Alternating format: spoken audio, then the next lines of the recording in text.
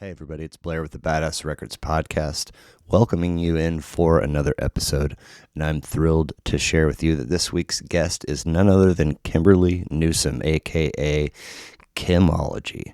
You can find her on Instagram at I am Kimology, and she is the host of the Kimology Show on YouTube. Plus, she's got a new gig, But did you listen to the album? It's a YouTube podcast with Kim and Lee from KC. Find them on Instagram as well at BDYLTA Pod. It's BDYLTA Pod on the old gram. Episodes of Badass Records podcast air Thursdays when all is right with the world. You can find it on the website, badassrecordspodcast.com. Find it where you stream or download your podcasts and music. It's viewable on YouTube, and keep tabs on all things Badass Records on Instagram. That's all I got for you this week. Appreciate you stopping by. Hope you enjoy the show.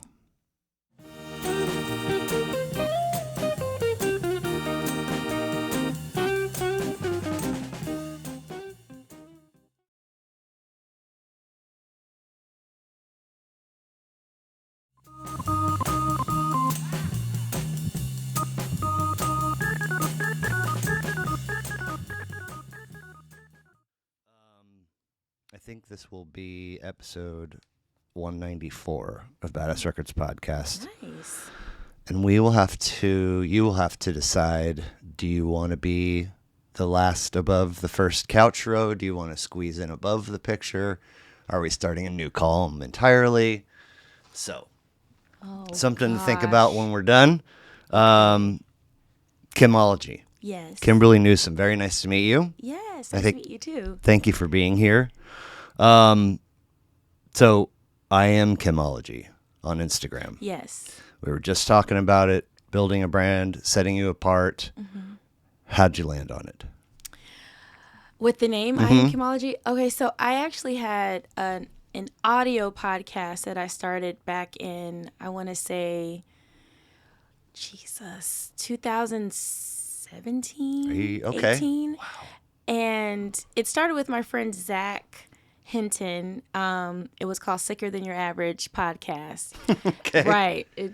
Sick as in like, that's sick, Yeah, dude. like sicker. Yeah. Okay.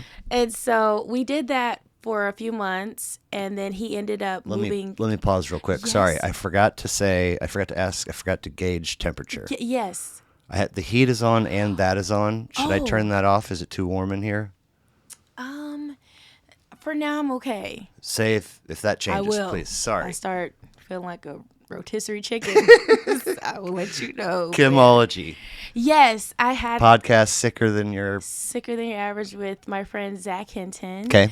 And it was fun. Like, it was a male and female perspective on like different topics and things. And he's just so animated, and it was a lot of fun. But he ended up moving to Atlanta. Oh. And so people were like, well, you should keep it going. And so I came up with Kimology because it was my thoughts, and I was talking about pop culture and all the things, and had different segments of the show. And then people were like, well, we want to see your face. You're so animated. We just need to see you visually. So I was like, you know what, you're right. So I made it a visual show back in 2020. Okay. Like during the pandemic. Yeah. And I thought I would create a show where it's not just me talking, but it's actually having guests on, like artists here in Kansas City, primarily Black artists, because I felt like there wasn't a lot of platforms for us. And so, but not limited to, of course. Right. But I started that in the summer of 2020, and that's really how it started. Okay, so Sicker Than Your Average podcast in 2017 still lives somewhere? It's it's somewhere. I think it's on SoundCloud. You might see or hear a few episodes on iTunes. Okay. But yeah, it was just maybe 6 episodes. It was not this big thing. Episode 66 guest Jason Bice, which is ironic for another reason. Okay. Mentioned to me when we were filming that the average from the person that launches and does one and never does it again, all the way to the baddest of the bad. The average life is like 6 episodes or something crazy like that. And I was like, man, people throw in the towel early, it feels like, if whatever. Yeah. So what did you feel like when people were like, we want to see your face? Were you like, absolutely, or I'm gonna have to think about that? I mean, it excited me that people, first of all, were listening to our podcast. Yeah. Because, I mean, we're just two people coming together doing this thing. And the fact that they wanted me to keep it going and they wanted to see me, I kind of agreed, because doing audio podcasting for me was a nightmare, because I am such a perfectionist, Blair. Oh my God. Like, I was in GarageBand and I was recording, and if I messed up, I started all over. Oh. It was dreadful. And I had to figure out what I want to talk about. What's the latest gossip? And I was like, I don't care. I really don't want to talk about this stuff. So it made me feel like, yeah, I need to really, step into being seen and coming up with something that's a little bit more purposeful, as far as having guests and not just talking about pop culture and things. That to me just wasn't exciting. And it was dreadful. Oh God, I hated doing it by myself. I did all the editing, all the stuff by myself. It sounded great. I'm not even just making this up, but it was a good show. I didn't like recording. This is your 2020. This is the audio. Oh, so not the 2020 visual show. And I didn't even want to call it a podcast, still with it being on YouTube, but people kept calling it a podcast. So I'm like, okay, because people were starting to step into that realm of having not just audio, but visual. Right. So they just automatically thought, oh, it's still a podcast. But sure, it to me, it's just a show, but it's whatever people think it is. I mean, I think it's okay for show and podcast to be synonyms from time to time. Yeah. So when you do pivot to video in 2020, what's that called? Kimology. Okay. Mm-hmm. Okay. So, and that's what you're doing now? Yes. It's about to be 6 years old, or 7 years old? Yeah.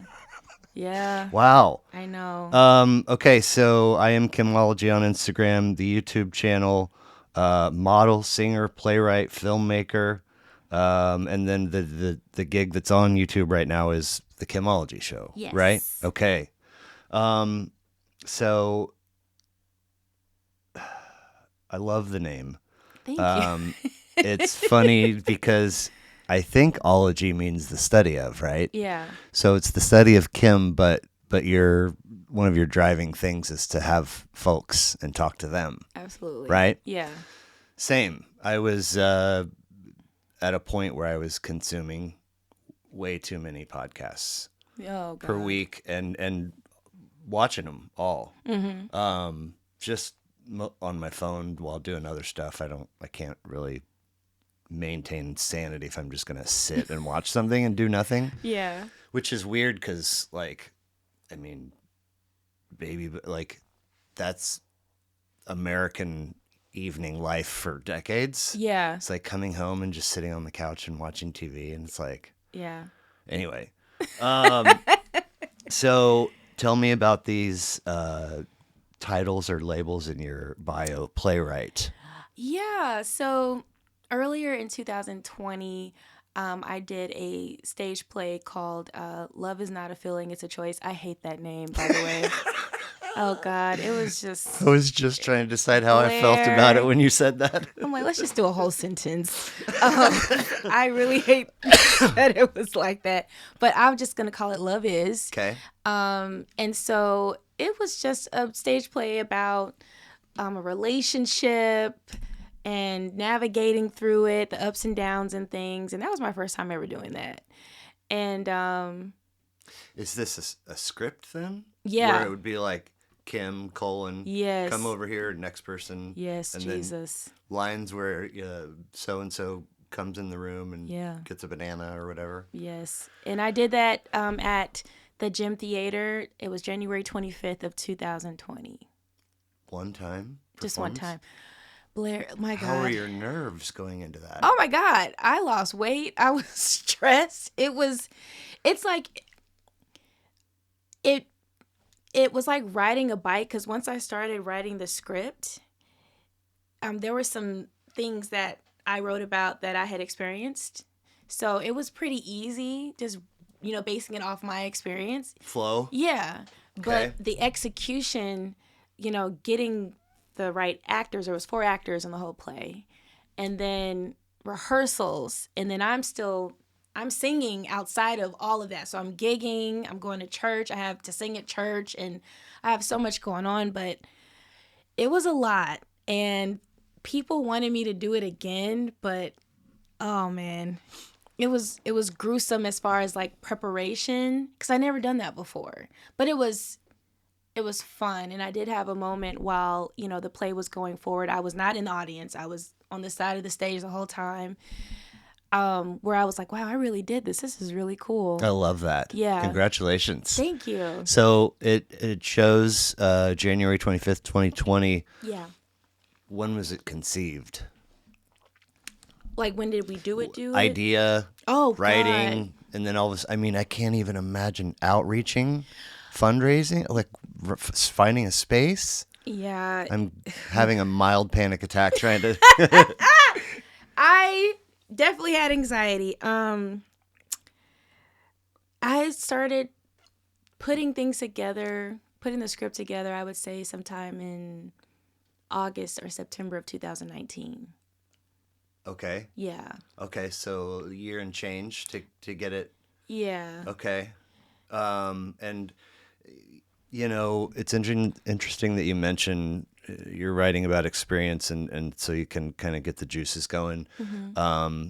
Do you have, like, if you work told you tomorrow that your focus for the next 6 months is to write a novel, do you have writing chops? I mean, I imagine in some sense you must if you wrote a freaking play.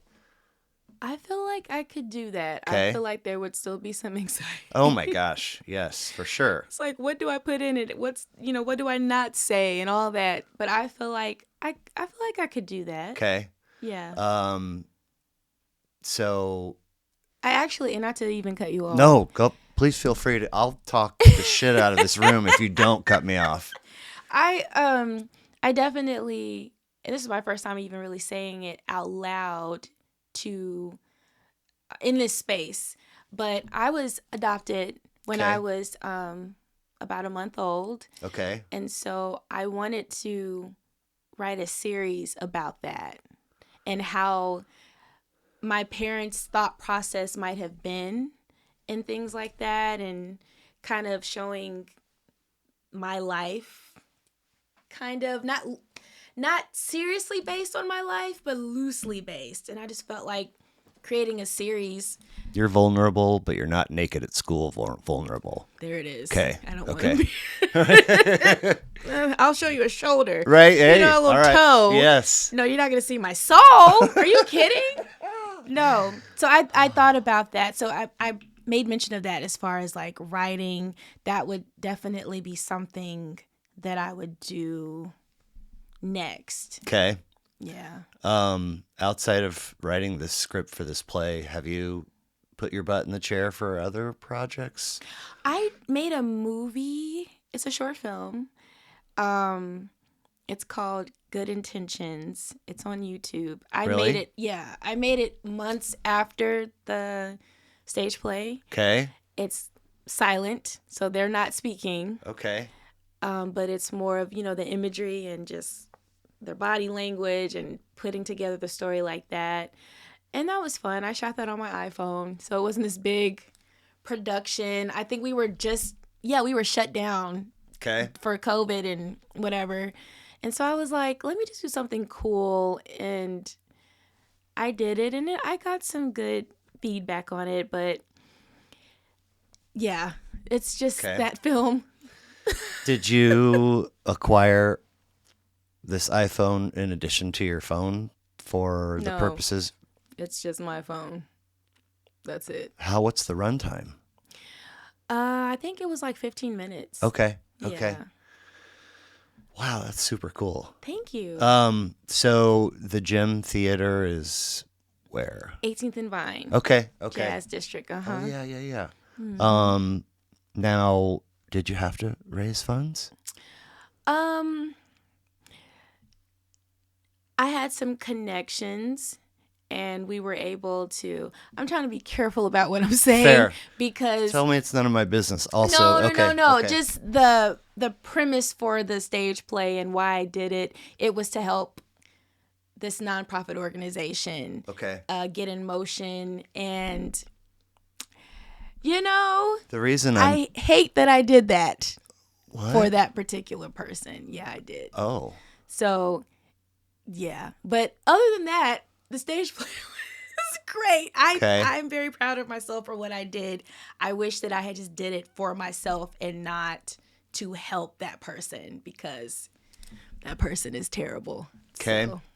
There is, like, I mean, I feel you 100%. Yeah. But there is a weird kind of value in doing a good for somebody that plays for Team Terrible. Yeah. Even if you don't learn that about them until after the fact. Like, if when we're dead, if our positives are a little bit more than the negatives in our days here, then that's a box check on the success list somewhere, right? I love your outlook. I mean, it's one of the few things that keeps me moving, you know what I'm saying? Like, otherwise, it's heavy out there. Yeah, and it did push me to do something that I had kind of thought about, maybe not so much in a space of doing like a play. I was kind of thinking of doing like a short film anyway. Like, I had so many ideas swirling around in my mind, and I was just so afraid to execute them. So doing that definitely made me have the courage to create the Kimology Show and make it a visual thing. So it did it did make me realize that I had what it takes to really execute those ideas that are downloaded. So regardless of that, okay, Blair, it was a great experience for me. So I was only curious about the funds piece because it feels like, without knowing, that anybody you reach out to be a part of this thing with you is like, I'm not paying you. I need you to I need you to do it for the same reason I'm doing it, which is inspiration and art and all these other things. And even if folks, and correct me if I'm wrong, but it feels like even if folks say, absolutely, I'll do that, once you get going, things can change for folks. Yeah. Like change of heart or motivation. I don't know. It seems like a big thing to get up and then keep afloat until January 25th hits. Yeah. It was, I hate saying we because it was you. It's me, okay? Me, Blair. How many director's chairs do you see over there? Oh my God, you see one. Get out of here. Yeah, it was, it happened. Okay. Yeah, I Fair. hate saying we. Oh, it wasn't a we, it was a me. It happened. Well, I mean, from this chair, that's super admirable. I mean, thank you. Even if a person, hey, I'm going to start a podcast, and you do one episode, and you say, you know what, it's not.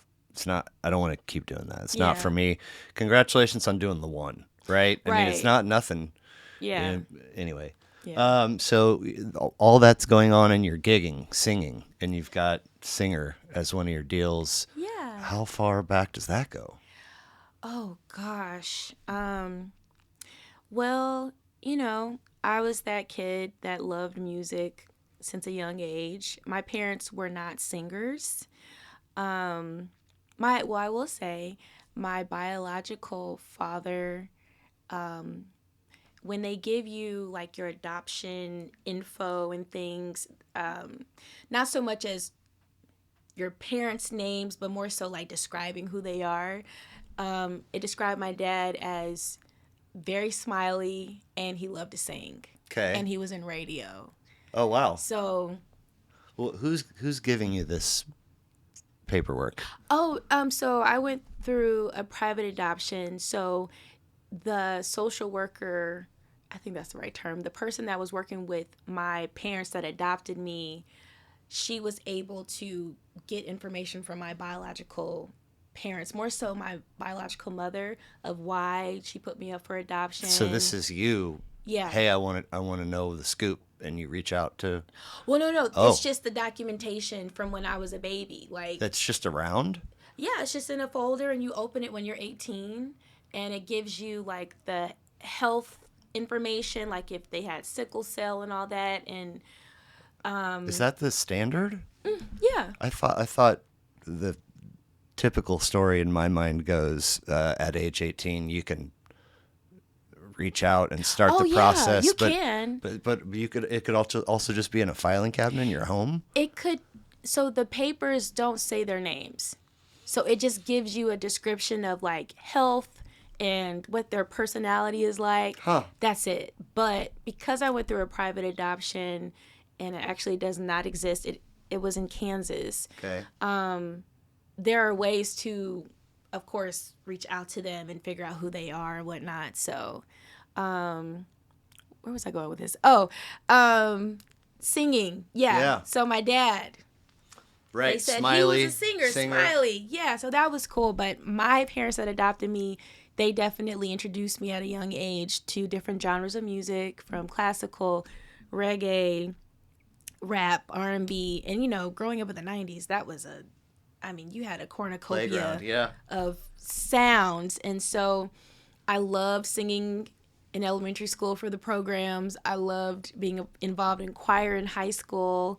And then in college, I went to Mizzou for 2 years, and I was in the gospel choir. Came back home from college, and that's when I really got active.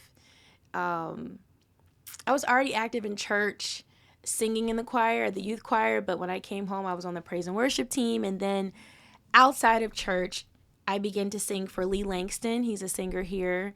I was a part of his group Langston and Prototype. Okay. And I was a background vocalist for him.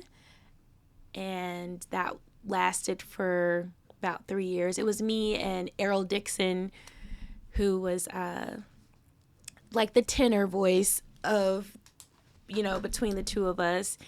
And then I was a part of a group called My Brothers and Sisters. Huge, I don't want to say it's orchestral, but there's a lot of instruments on stage. It was like at least 12 of us up there. Cool. And I was one of the background vocalists, one of 4. And then I joined the group in 2016 called The Fantastics. And it's kind of like the group Floetry, but a male and a female. So he's rapping and I'm singing, and I'm still a part of that band. Okay. So cool. Yeah, that's what I've done. And I last year I went to the studio for Tech N9ne, and I did 3 songs, and then he released that album June of this year. Like he has his own studio? Mm-hmm. Okay, like is he making other people's records? Like producing? Or is it just for his own stuff? I'm sure he's doing it all. Okay. But for this particular instant, it was for his latest album, 5816 Force. Okay. Yeah. Cool. Do you have any music connections with him? Yeah. So my connection to him was Sean Tyler. He used to be on Hot 103 Jams for 20 plus years as a VJ, or no, a DJ. Yeah, as a DJ. And he called me when I was at work at this job I hated. And he asked if I wanted to be on a song with him. And I'm like, what? When? He's like, well, today. I'm like, well, okay, how about later on in the evening? And we made it happen. And so I went there, and Tech N9ne was there. Okay. And of course, I tried to explain to him that I had taken a picture almost 10 years to the month, almost a month, 10 years 10 years to the day that I saw him. And I took a picture with him at Soul Cantina. Oh, wow. Yeah. That's going back. I remember Okay. Southwest Martini Corner. Yes. Yes. Yeah. I like that place. It's good. I haven't been there in a long time. Well, it's. Is it gone? Oh yeah, it's on like its fourth or fifth thing since. Is it? Yeah. Oh Jesus. Okay. Yeah. Well, when I went in there, he explained the song and the concept of it, because Sean Tyler, I call him Uncle Sean, he had sent me like the link to, the song, but there was no lyrics yet. Like Tech N9ne had no lyrics yet. So I went in the studio and I did my part. And Tech N9ne was not in the studio. He had like went somewhere else, but he came back to listen to the playback and he was like, "Oh my God, yo, that was so great." I'm like trying not to like fan out. Mm. And he's like, "Yo, can you do another song?" And I'm like, "What is life right now?" No kidding. Yeah. And so the first song was called What I Do. The second song is called Excited. Okay. And then a month later, I get another call from Uncle Sean, and he's like, "Can you do one more song?" I'm like, "This is wild." These all came out on albums? Yeah. This was on the latest album, his latest album. Oh, all three? Mm-hmm. So I'm on three on one album. Are you credited?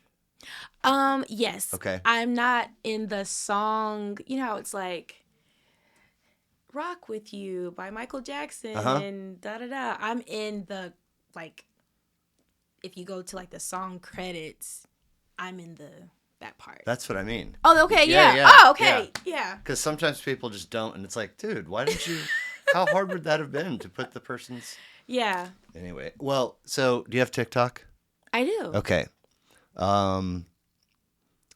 There's two beatboxers that I really like. One of them, he's like one of the most famous in the world, and his name's escaping me right now. But this other cat, his handle is, I think it's SINX. Okay. And I know of him because I watched a TikTok of him watching this other dude beatbox. Okay. And I'll send you both of their things.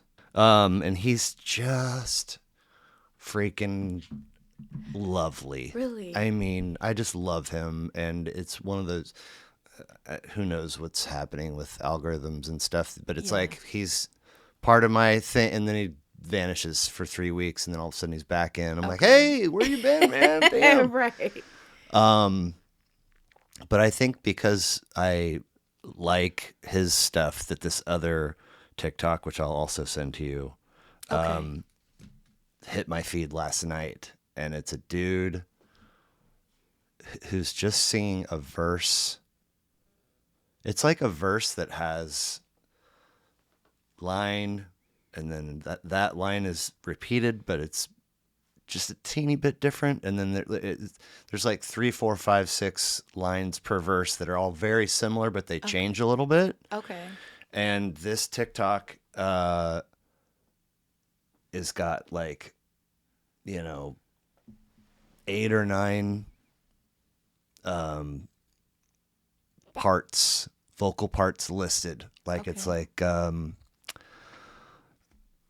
like you can see them all, but like bass is the first one, or whatever the first one is, and it lights up on the list, and then when he gets through that, then the next one lights up, and it goes all the way through, and it's like a couple or 3 different bass pieces, couple harmony pieces, and then I forget the other terminal, but it's all him. Okay. And he's recording into a loop like a beatboxer would.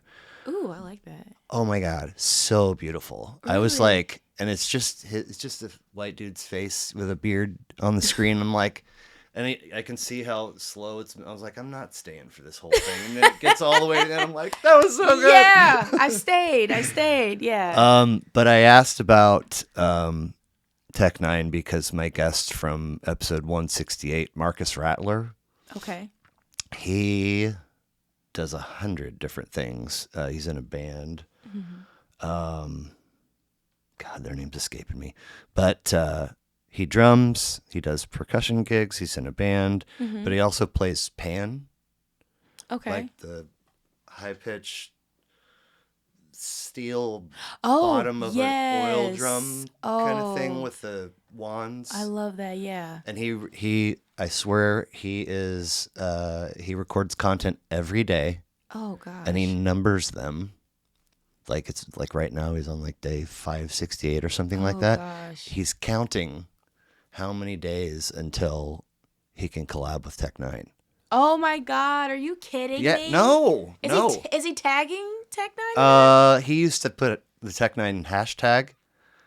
I don't know if maybe he did in the beginning, but like I remember shortly after he was on, I saw one of his TikToks and it didn't even have the hashtag, so I commented and I was like, dude.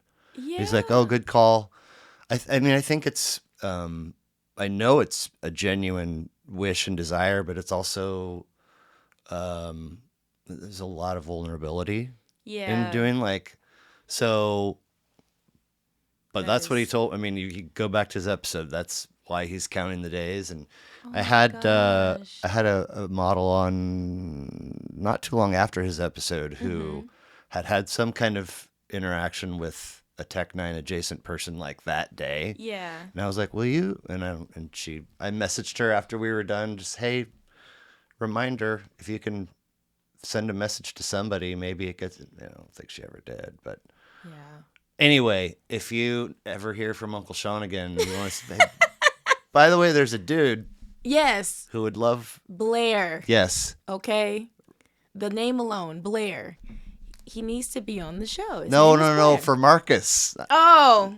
Oh, that too. I thought you were talking about. I mean, if you want to, Yes, if Mr. you want to put the Marcus. wheels in place to put Tech N9ne across the table for me, by all means. But see what I can I'm do. not going to ask that of Yeah. you. But Marcus is super sweet, Yeah. and it was great having him on. Oh. Can we talk for a minute about adoption? Sure. Okay. So you have this information, but you've never poked around? I I tried to get on, not tried, but I got on ancestry.com and I did the whole DNA swab thing. I had someone help me with that. She is actually someone that helps people to find their biological families and things like that. And I just I haven't really gotten around to it. Okay. Is that the truth? Yeah. Okay. Like you really want to, but you're so busy that you can't? No, I'm just kind of scared. That's what I was wondering. And Yeah. I mean, and no judgment. Yeah. Sitting here for the last 4 seconds, like 17 questions have entered my, like if I were you. Yeah. And like, how exciting this list of questions, and then, okay, I think that's the whole list, and you're like, do I want answers to all And these I things? know.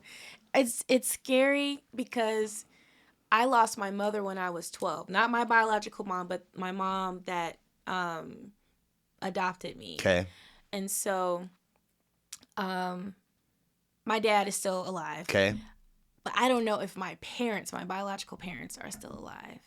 And that scares me because losing my mom at 12 was like, okay. And so you just have this fear when you're that age, or no matter what age, I'm assuming when you lose one parent, you think you're just going to lose the next one anytime soon. I mean, it's inevitable.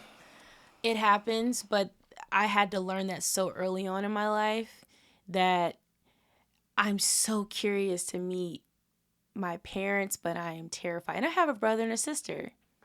So Bio? Mhm. Is that included in the information? Yeah, Okay. Really? I have a sister that's 2 years older than me and a brother that's a year older than me. Do we know if mom and dad raised them? Child, I don't know. They were they were not on the best of terms when they gave me up for adoption. And even seeing my mother's they kind of made mention of my mom's parents and how I believe they were separated. And then my mom's parents, their parents were separated. So it's like nobody was nobody was fooling with each other. It's so yeah, I just have this fear, and I think I'm coming out of it because I told myself, like, next year I definitely want to go a little harder. You know, the first step was ancestry.com. Okay. But how long was that tumbling around before you? Oh God, I don't even know. Years? For years. Yeah. And it's a private adoption. What is that? How does that? I'm sorry, I'm totally ignorant to this. What are the other kinds of adoption? Yeah. I mean, public?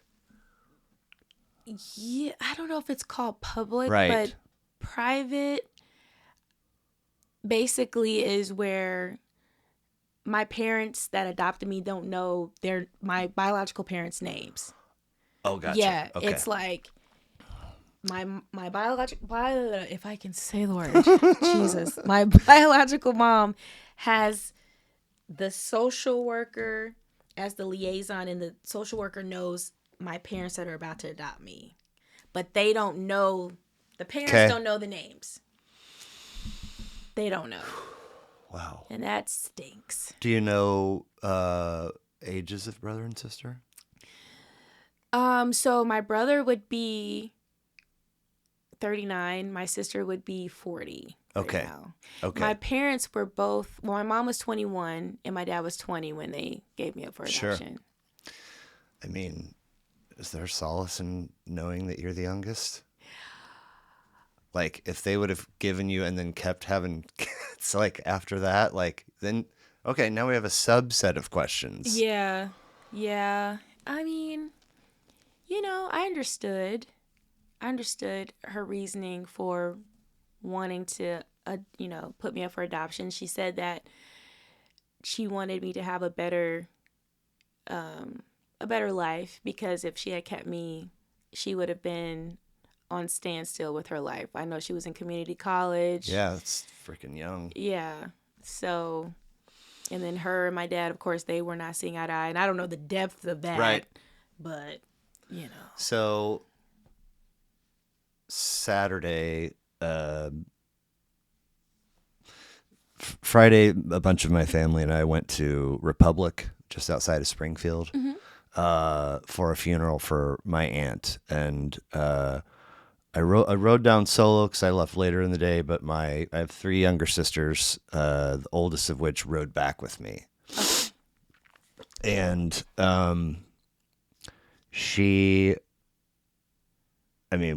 I put on a record, and I think we got through track 3, and she was like, so, and I was like, okay, I can tell we're not going to listen to this conversation is going to take us till we get home. It's just like a 3-hour drive, which is fine. Yeah.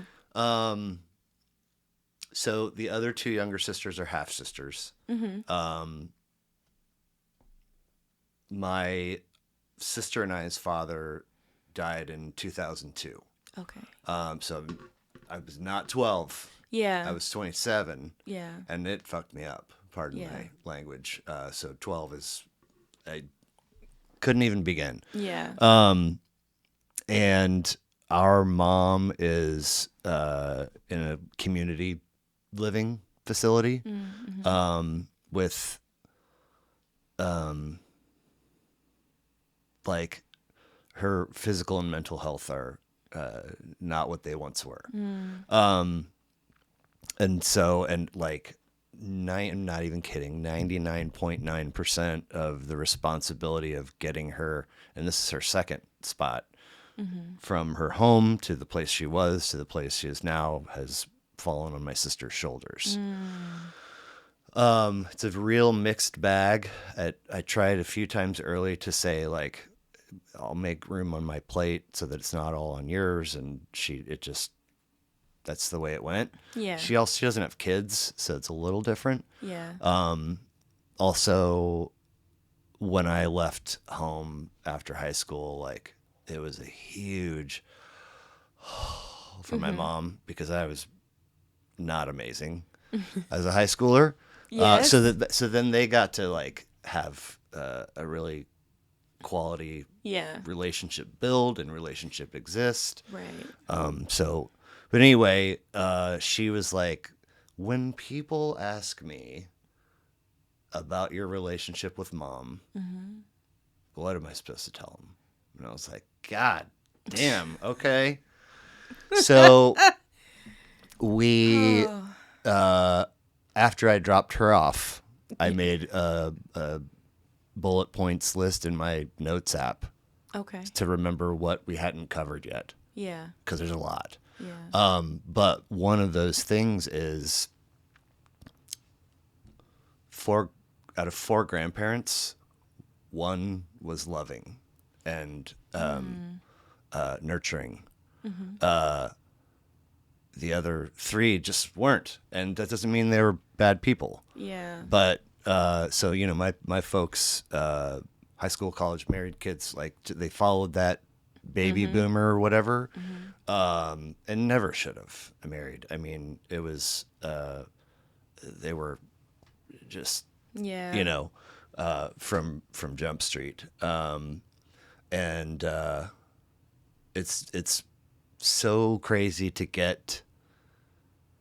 As a kid, you're like, God, I just want to be big. I want to be an adult. I don't want to have rules. I want to do my, and then you get to adulthood and you're like, take me back. This is the thing. This is so ghetto. Right. And so then like at some point, I think we all have our own version of a realization that nobody's parents ever have any idea what they're doing. No. For the most part. Yeah. Now, if you're like, extended family, like generations all live together or super nearby, and there can be maybe more of but for the most part, everybody's just winging it. Yeah. And having babies. Yeah. And it's like, dude, why are you having babies, man? You got a bunch of stuff you haven't figured out yet. Right. But point of it is to say to my sister whenever we resume this conversation, our parents didn't stand a freaking chance. Yeah. I mean, and they turned out okay, right? But it's like... They just clashed?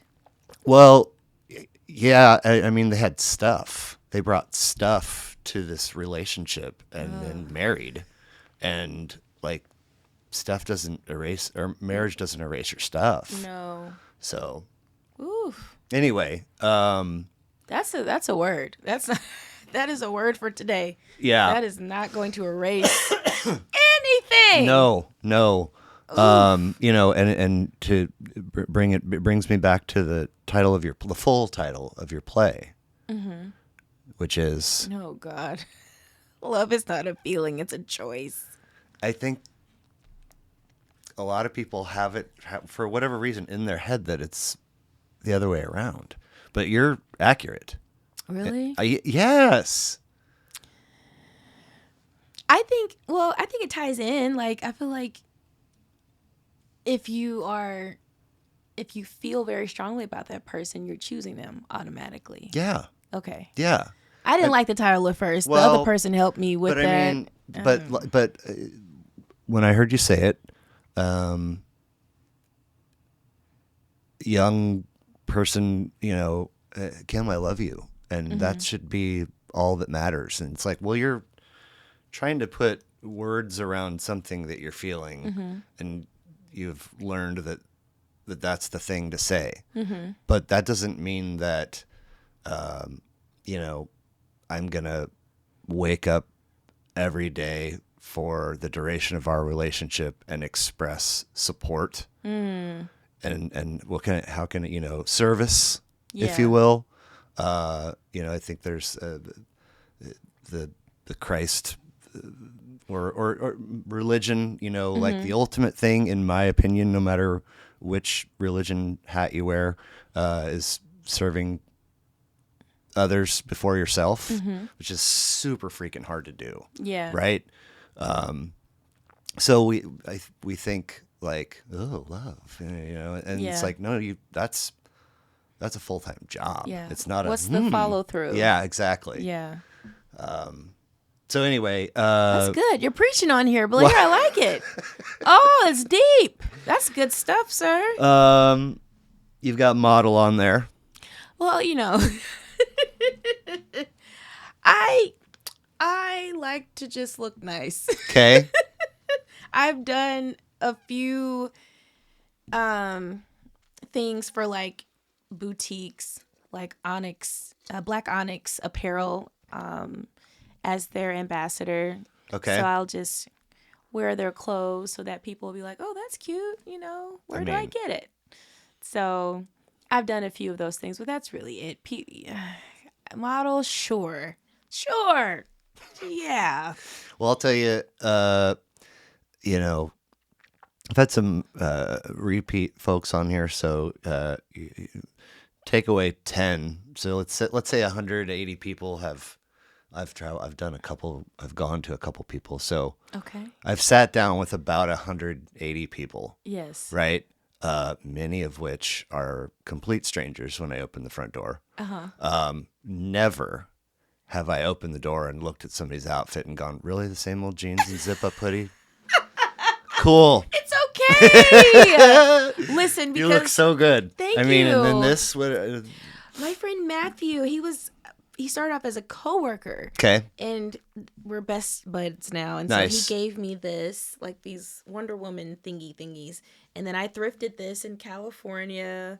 I don't know where I got this from. And I got this from my nose ring from TJ Maxx. Okay. So I'm I try to put things together, but thank you. I love it. Almost wore a hoodie and no makeup, but I said, no, we're going to be on camera. Right. I have to bring it. So. Well, you look great. Thank you. Let's see here. Playwright, filmmaker. We talked about the filmmaking piece, right? Model, singer. And then we talked about the origin story of your YouTube channel. Yes. The Kimology Show. Yes. You have a space, right? Mm-hmm. Tell me about it. Where I record. Yeah. So I, from day one, recorded out of my apartment at the time. Okay. And I was so leery about it because it's my apartment, but it was very artsy fartsy, kind of like this space. And I was shooting from my iPhone, and I had like that diva light camera thing where you put your phone in the center and then there's a circular. Oh, yeah. And my first guest was Effie. She's a singer here. Okay. And I called her up and I'm like, hey, I would really like for you to be on my show. And I had met her prior. Like we were cool. But I said, I don't have this major setup. It's just my phone. And she's like, yeah, oh my God, of course. And once we did that episode, it was history. Okay. And then a year later, I got a Kansas City People's Choice Award for it. Really? Yeah. Stop. I did. I didn't know that. I did. Very cool. Blair. Congratulations. Thank you.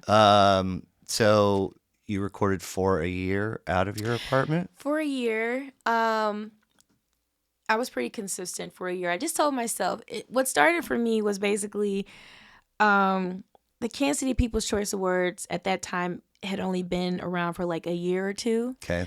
And everyone just thought it was like a popularity contest because I guess when people would win certain categories or whatever, the person that maybe was in that category is like, oh, well, they just won because they know this person or whatever. So, anywho, 2020, I had only done like one episode at that time, and I got nominated, and I didn't make it to the finals. And I told myself, I was like, okay, I'm going to do this for a year because I have got to win.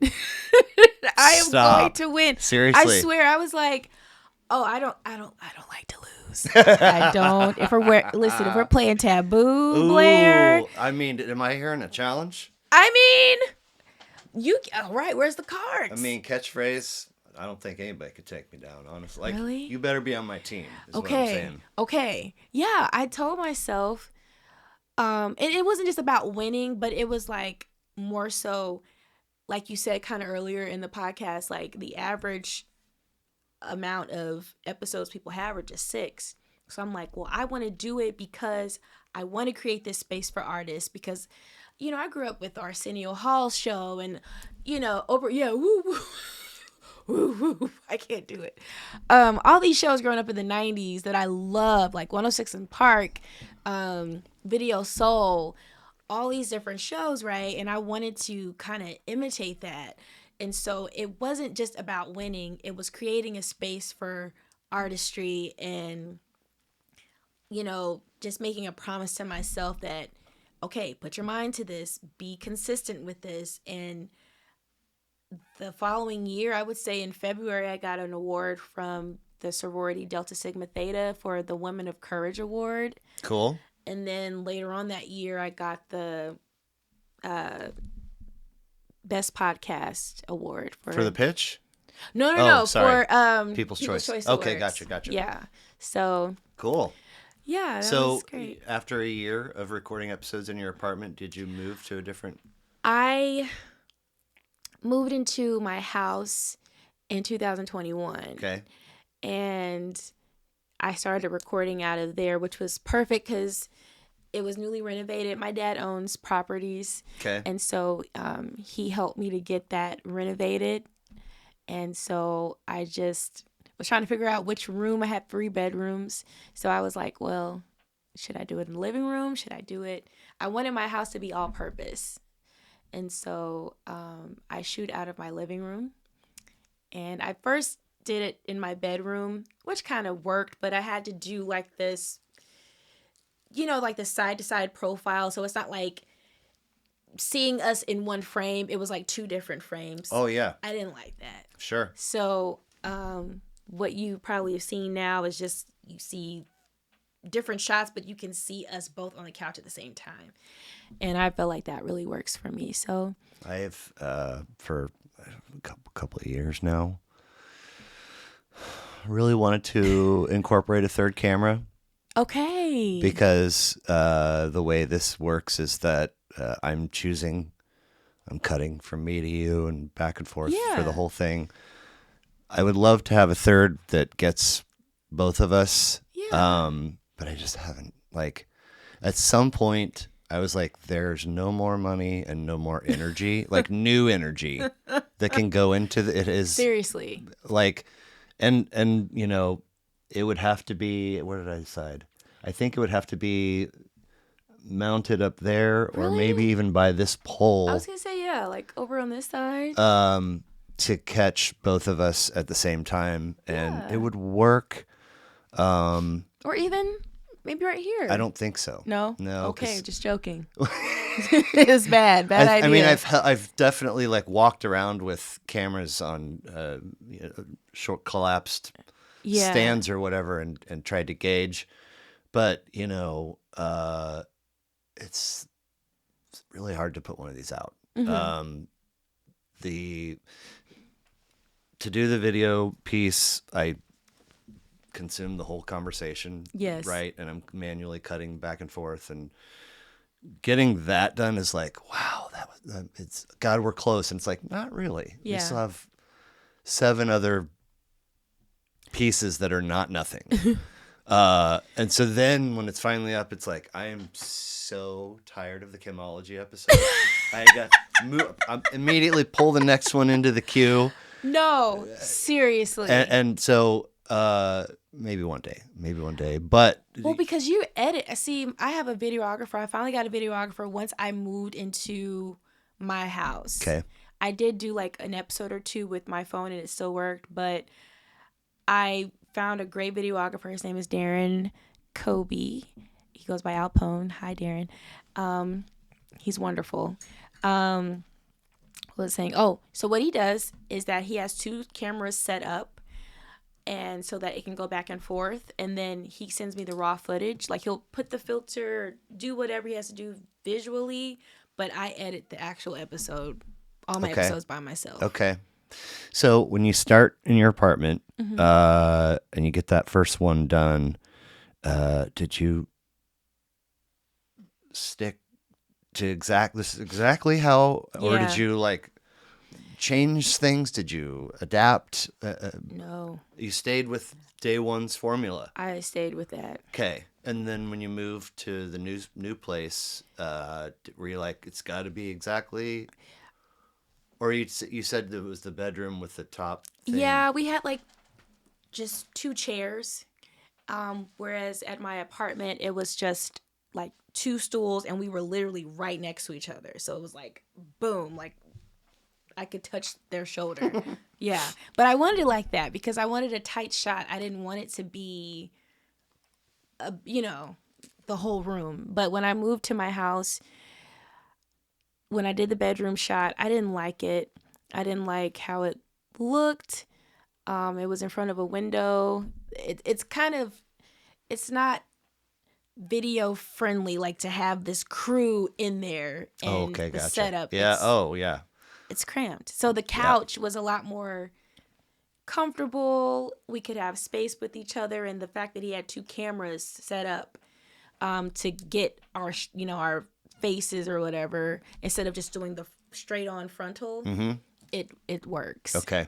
So that's the only time I changed it up is that moment. But for a long time, it was just stick to the script.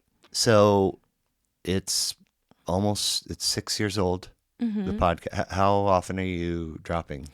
Oh, Jesus. So after a while, I became super busy outside of doing the show. And of course, when life happens, it's hard for me to stay inspired. I'm like, I don't want to do anything. I'm a millennial. Get me off of social media. I need to touch the grass. Why does this feel like a job? Oh, get me out. Because it is. It really is, Blair. Seriously. But mostly the reason was because I was super busy. So like in 2022, I did the red carpet for the Kansas City People's Choice Awards. Okay. And then I did the Black Comedy Fest, the inaugural one, just as a host. So I just had different opportunities. You got worker room chops too? Yeah. Yeah. MC Kimology?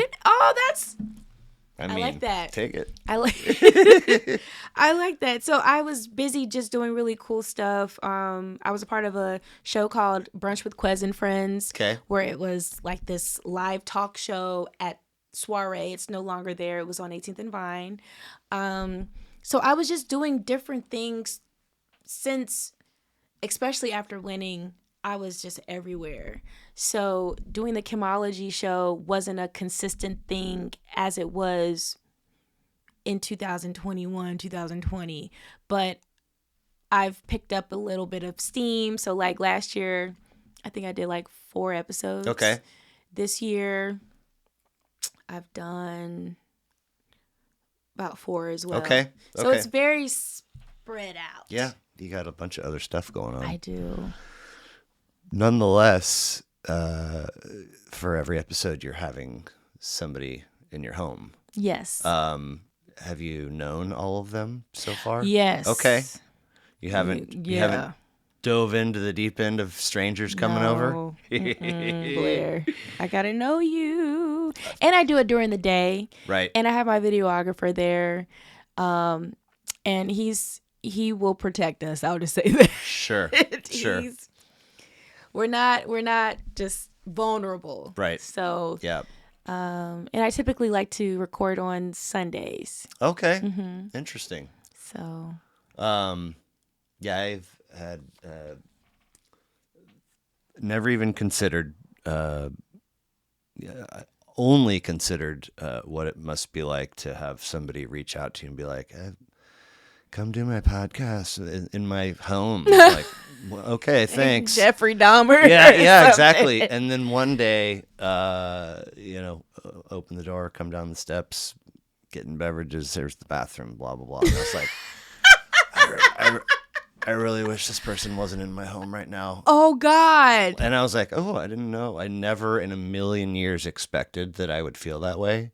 You felt that way? Yeah. Well, there were... 456 red flags leading up to the day of. Oh, so, Jesus. Derp. But learning experience, you gotta. Really? Yeah. I mean, like. Oh, no. Dozens of messages.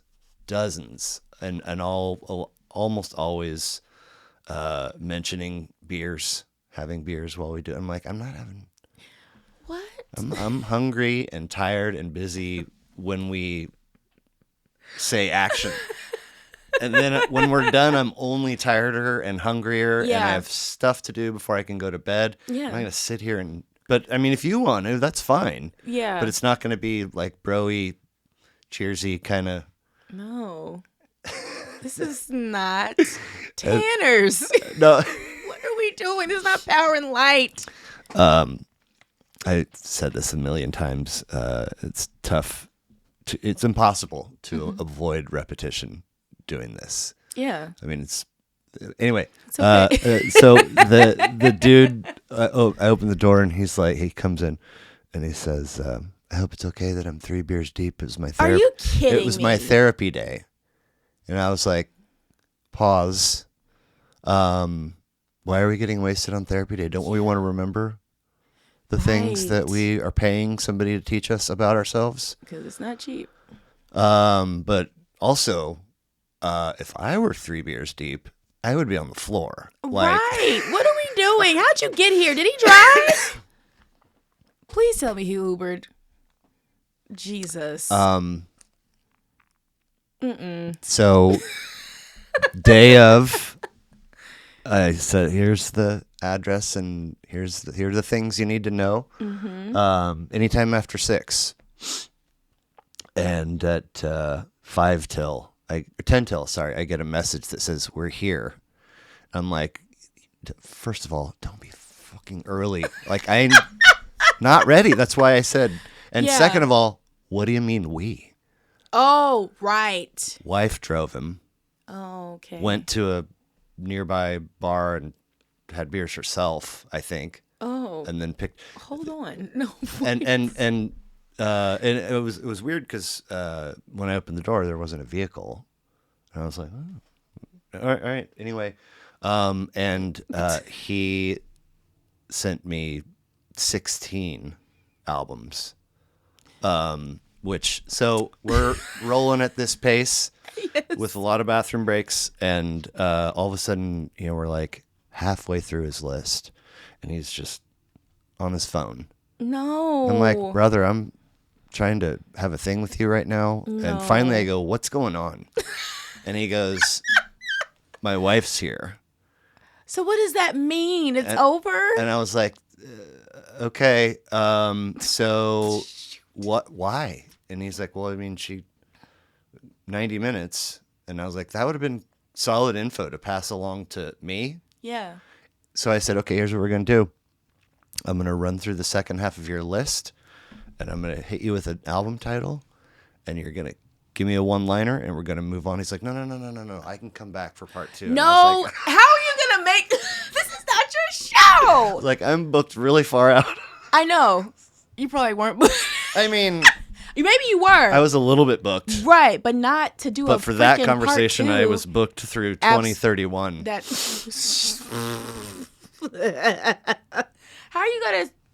Sir, I can come back for part 2. There's no part 2 to this show. It's one episode. No. That's never happened to me. I'm so sorry. Oh, I've had folks back because they're amazing. Oh, yeah. That's... But not everybody. Yeah. Not everybody. Well, I don't know about that. Mm-mm. Okay, so you're doing Sunday days. You have your videographer there. Yes. Who renders it to some form and sends it to you. You do the editing. Mm-hmm. And then when it's time to put it, do you have it on audio as well? No. Just YouTube? Just YouTube. Really? Yes. No, I'm not doing that. Why not? Jesus. Because... What kind of format do you upload it to YouTube in? I think was it MP4? Okay. Yeah. So I try to do, it's already in 4K, so I just stick to 4K. How are you capturing? You have mics.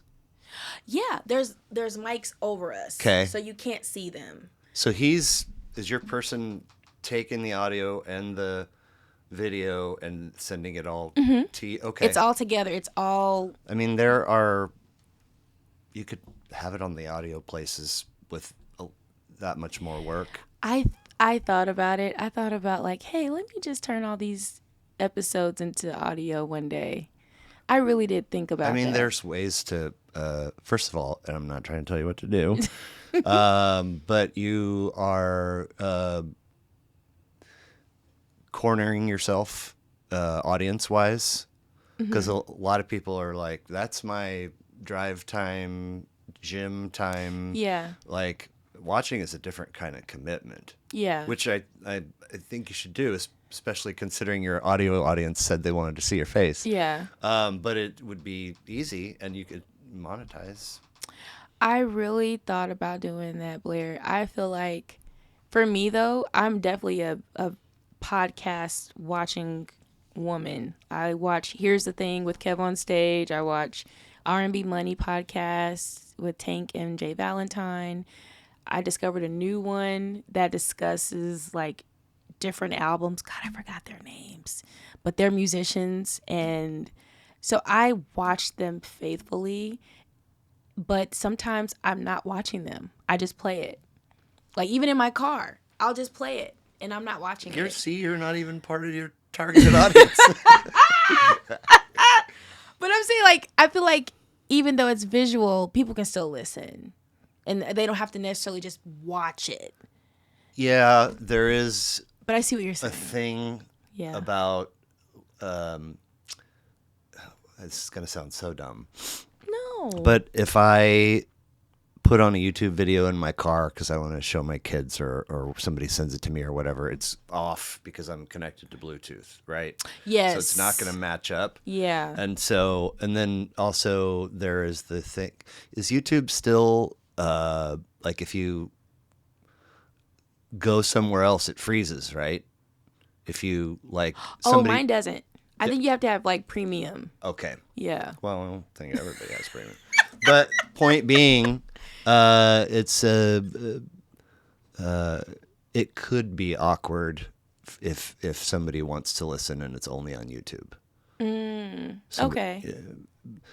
Say all this to say, I use this one program to record our audio. Uh-huh. I take it and I take the cards and combine them all. Mm-hmm. And then I render it. Mm-hmm. And when I go to do that, there's all these different formats. And YouTube, here's the YouTube one, and we're going to make it an MP4. Mm-hmm. And then we're also going to do audio only, mm-hmm. and that's going to be a wave. And boom, render. And then when I upload the audio piece to the distribution platform, I just convert that wave to an MP3. Okay. And go click, click, click. Gotcha. And then it whatever. I mean, there's monetization options in there, none of which have ever been like super appealing mm-hmm. or available to small market me until recently. All of a sudden the ad thing was like not grayed out anymore. Okay. And I didn't like grow by some measure where they're like, hey, I think they made a change. Okay. And so I spent 10 minutes just poking around one day and saying, you can either choose topics that would be in theory appealing to your listeners, or it mm-hmm. can crawl and decide. Okay. And then you say, okay, give me a couple at the beginning, a couple in the middle, or a couple at the end, and a couple at the end, ad-wise. Okay. Or you can adjust that, and then it immediately backlogs all the way back to episode 1. Oh. And puts ads. So anytime ads are heard, a couple pennies get put in my pocket. Really? And I do mean pennies. Like, there's not a whole heck of a lot happening. But I mean, it is there. It's there. Oh, gosh. It's just a can of worms I probably shouldn't have opened. More work for me to do, Blair. Sorry. We'll cut that out, and then you don't remember that we ever... Okay. Mm-hmm. All right, so you're born and raised in the area then, yes? Yes. Okay. And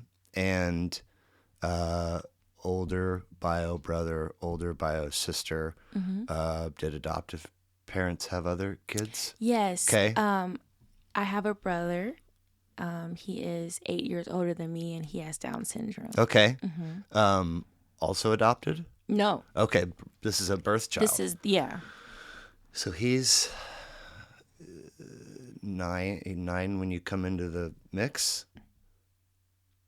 If you were Yeah. adopted at 1? Okay. No. I was adopted. I was 5 weeks. Oh, damn. Okay. I was Okay. fresh. Fresh. Still smelling that good baby I smell. was Gerber baby. And did adoptive folks put on music to listen to in the home Yeah. when you were young? Oh yeah. Okay. So what were they into? Oh my gosh, my mom loved Patti LaBelle, Okay. Tony Braxton.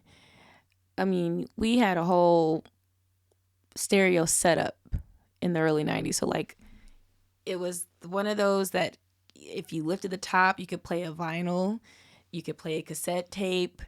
I believe we had a CD player, maybe not. But yeah, mom was into definitely like R&B. Aside from that, we would watch a lot of Turner Classic movies like Hello Dolly. Oh, So wow. yeah, Barbara Streisand, Bette Midler, everybody Okay. that was hot at the time. So I was exposed to a lot, mainly R&B music, but it was just open. I was open to everything. Sure. So that's mom stuff. Is dad any different or? Dad was more so on the reggae side. Okay. And jazz. Back then we had 106.5, The City. Oh my God. I was a sophisticated child. I would leave school and they would play that on the radio station, 106.5. It played nothing but jazz. And yeah, I was a jazz lady at 8 years old. Is that a good thing? Yeah. I mean, it's a good thing from over here. Oh yeah. It was. Yeah. But you closed your eyes and shook your head. And I was it was a good time. Okay. It's not there anymore, Blair. They took I it know. away. Right. I'm so mad. So like. But Mozart as well, like classical. Oh my. Okay. My dad Okay. would play that a lot while he was working in his office and things. Really? So, That sounds nice. yeah. So the word jazz means so many things, Yeah. right? But speaking, specifically about artists and records, when you hear me say the word jazz, who are the first 2 or 3 Jesus. that are leaping out? Paul Hardcastle, Boney James, Kenny G.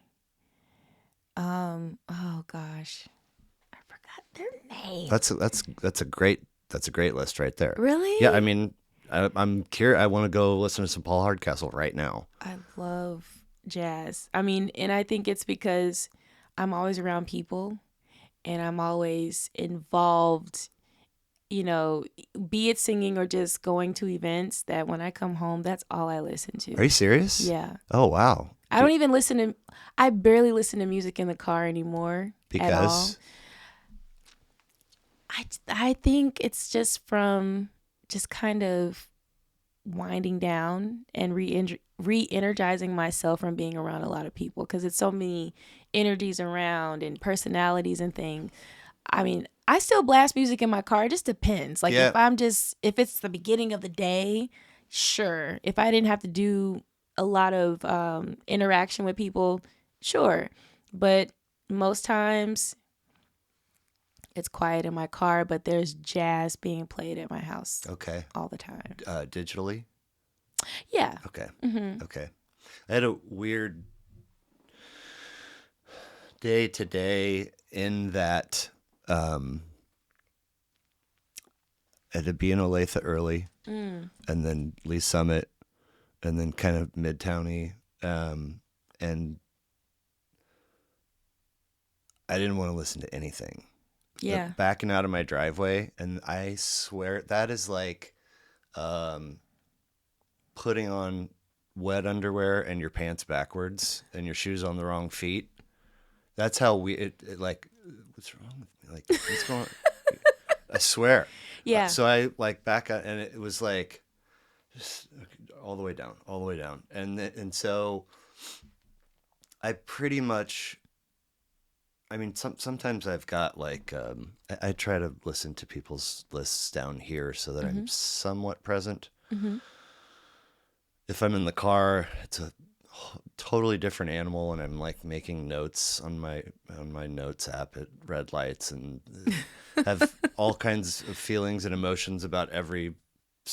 Oh, perfect red light. Oh, dang it! Like. Yeah. So if that's not a thing that's or sometimes I'll be like, today is the day I am going to become a Tony Braxton scholar, and there's nothing. So I'll start with one Yes. and roll through the whole catalog, and Yeah. that's weeks, Yeah. right? Same. But if I'm not doing that, then I'm just rolling around on shuffle. Okay. And it's like the root of it is, I sought out this particular song, and then it's just giving me stuff that it would think right? Yeah. And so literally for the 35-minute drive out there, I'm seeing every song, but it's all the way down, and I'm seeing and every single song is like, why would I want to listen to that? It was just it was really weird. And then same for the 35-minute drive that way, and the same for the drive back to town. Really? And it was just like exhausting because like literally nothing looked good that was and nothing sounded good. Mm-hmm. And so it was just silence. Yeah. Which is not what I do. And I was like, I need to talk to something's going on. But that's just how it was today. Yeah. It doesn't mean anything. No. But there was something, as curious and as it was, there was something relaxing about no sound. Yeah. Jazz at home. Yes. And when I go to sleep. Okay.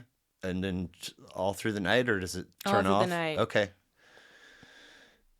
It's the other thing. Okay, so like, I believe that jazz is accessible to everybody, but like, so many people have, in one form or another, like, given that the Heisman.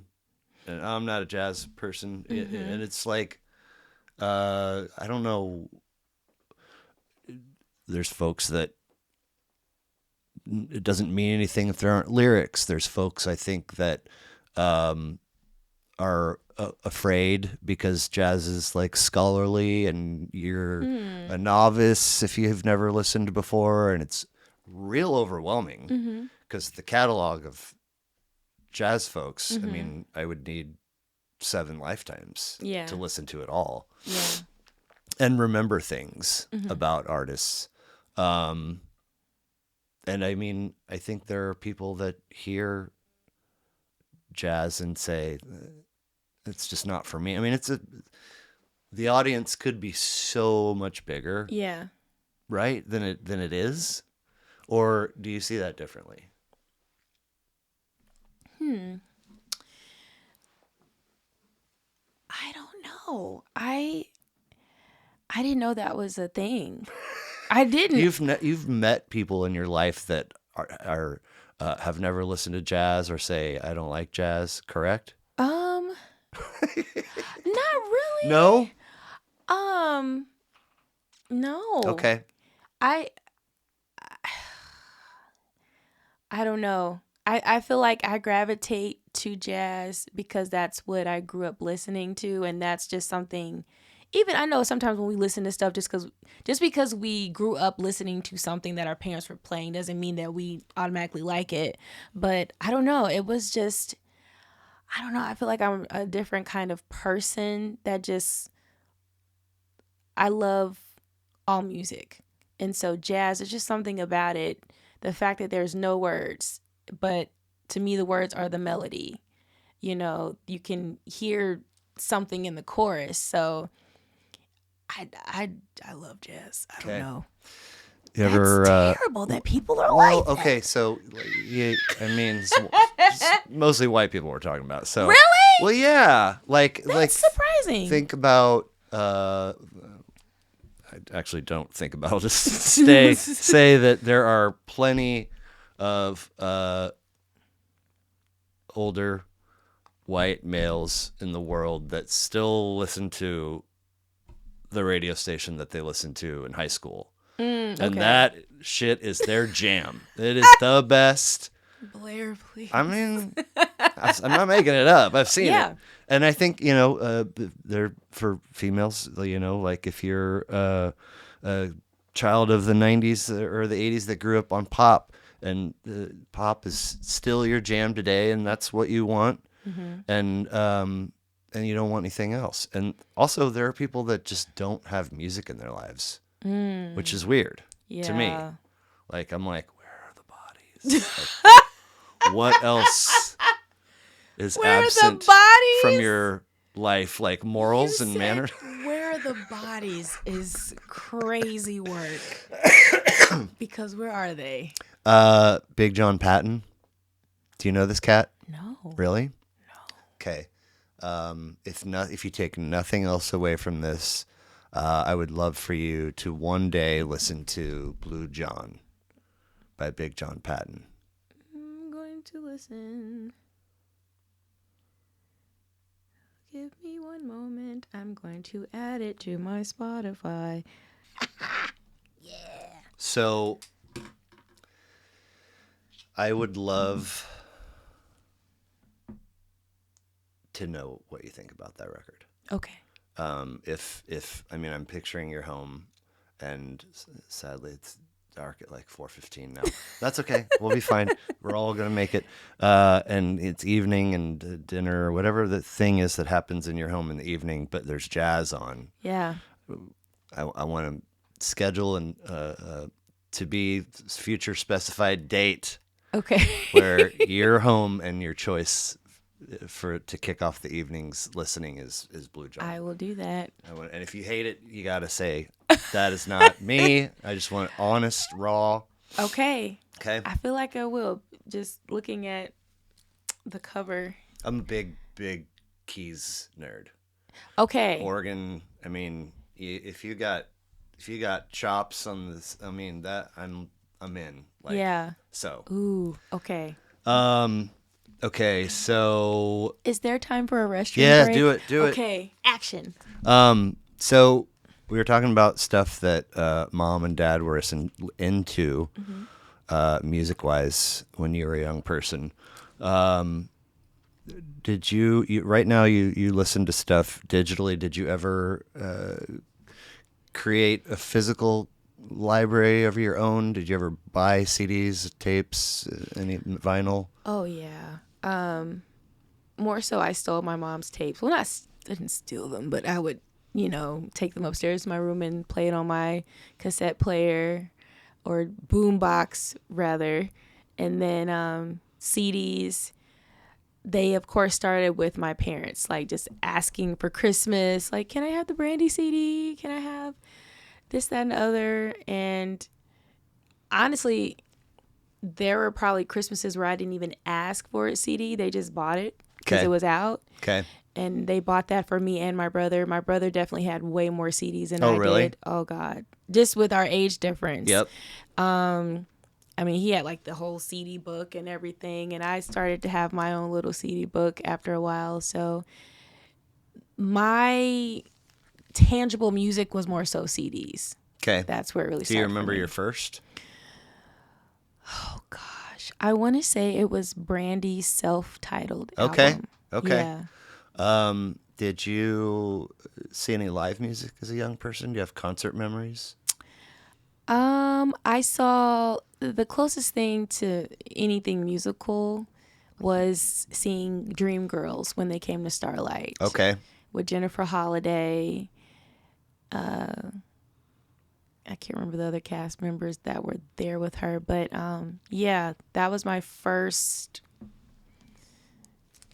concert type of situation. Okay. Yeah. Okay. So there's playwright, filmmaker, model, singer. You host your own show on YouTube, all of which I would put in the lane of arts. Um,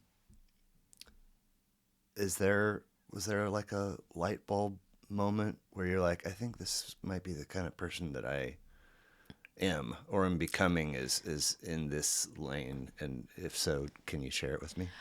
Yeah, I feel like at some point with social media, I felt like I had to have a certain niche. Like I had to pick one thing to do and just stick with it for the purpose of just getting followers and whatever. But over the years, I realized that I can't do that. I can't just be one thing and stick to one thing. I realized that I can do many things. So the light bulb moment, I can't remember the exact moment, but I will say this year, with the album being released with Tech N9ne and things like that, I think I had that moment then. Okay. Because some people don't even know me as being a singer, because some people just are fixated on the show. That was their introduction to me. So that album was like, I mean, just being a part of something that's major like that, and I didn't even see it coming. Like, I don't have albums out. I am featured on different songs with other artists over the years on Spotify and things, but I never really said that I wanted a music career or anything. So it's kind of one of those situations with, it's about who you know and having great relationships with people. But that moment was very pivotal because it's still so surreal to me. I didn't see it. It's still kind of fresh, right? Yeah. Okay. I mean, it was released in June, but I still can't believe it because I just never saw it coming. Right. I wanted to get into songwriting, but that moment made me feel like I can do anything, and I should not put myself in a box just so that it's easy to consume for people. I think there's beauty in being able to do all things. Sure. So what about before social media? I mean, having the chops to write a script and then produce it and direct it and making a short film and singing and modeling or looking nice, whichever you like to call it. Yeah. Hosting I mean, like, it feels like that goes back to young you, like not this day of. That's so weird this is that what we do. said that. Why? Because you remember the Talk Boy? Talk Boy? The thing that was on Home Alone 2. Macaulay Culkin was talking into it. It's like this recorder thing, and you hold it like this. I had one of those. Okay. And it was so weird. Around Christmas time, maybe a few weeks before that, my mom went out shopping with her girlfriend, Mrs. Bolt. She lived down the street to us. And I was at home by myself. Well, no, my brother was there. Let me not put my parents out there like they were horrible. And I wanted to say like I was 9. Okay. Maybe 10. Anyway, I had this little cassette player thing that my mom had, and I put in the Motown Christmas tape, and I put my Talk Boy up to the speaker to record the Supremes, my favorite things. And then like I faded the music, and I was like, "Hi, this is Blair, why are you laughing already?" Because it's adorable. That's so weird. It's is it? Because I was like, this is Kim Newsome, and this is the 1990 something Christmas Eve show, and I had the Jackson 5 on my show, so I'm pretending to be each one of them. That is 1,000% not weird. But how did I know how to do that? That's what I'm saying, man. It's like It's in there somewhere. Like, it Yes. just needs a little water and sunlight, and then, Yeah, but hey. but even then, at a young age, they'd be like, "What do you want to be when you grow up?" I'm like, a pediatrician. Well, of and, course, because you know, that was the, that's the script. yeah, it's Lawyer, doctor, astronaut. something cool. Yeah. That you're not gonna do. Yeah. But I'm not going to do what you do. I'm Fucking struggling to make ends meet, I making me buy off-brand jeans, buy my own sneakers. What are you talking about? I would say that's what I wanted to be when I grew up, but I was always in love with music, and I have to find that tape somewhere. But the fact that I knew how to just do that, and I'm creating, and I was so shy as a kid. Really? I was shy if like my mom had her friends over and they're like, "Oh, Kim, play the piano," because I used to play the piano. Play this or do that dance to that one song. I'm like, no, can we? No, I just came to get some Cheez-Its and go back upstairs. Dude, my mom would have, I don't even know, bunco or something. It's some kind of card game. Okay. And it's like all the people that go, you would take turns hosting.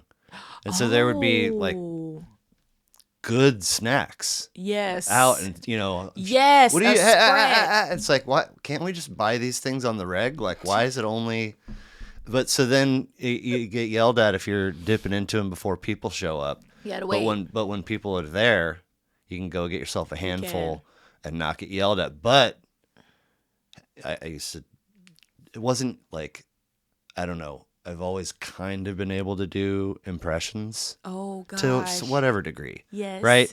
So I would, at the dinner table, I would imitate people at school or somebody on TV. So I walk in the room for some cheese. Hey, do the Cameron I'm like, Mom, what are you doing? In front of all these ladies? Right. Are you out of your mind? Yes. It was always a bunch of women. Yeah. Gosh, like, please. I'm sorry, I'm not here for your entertainment purpose. Unless I get part of the gate, part of the door. PTA meeting so I can get the rest of this food, please. Yeah. Really. Yeah. Yeah, but that was funny that you said that. It start about just being, it stemming from my childhood. That's so strange because it really did. And I didn't even know it until maybe a few years ago. I was like, oh my God. I low-key was kind of prepping. MCing. Yes! I mean, yes! the taking away the shy is the spotlight to turn that on. I don't know. I was shy. That's funny. Yeah. I wasn't shy with my parents and my brother and my cousins. You know what I mean? But like anything outside of that, forget it. I hear you. Not a chance, Lance. So when you get the file from your videographer person for the Kimology Show on YouTube, you said you do all the editing. Yes. What kind of time investment are we talking, roughly?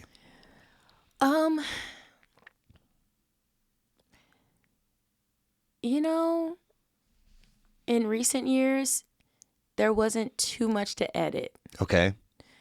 So, I mean,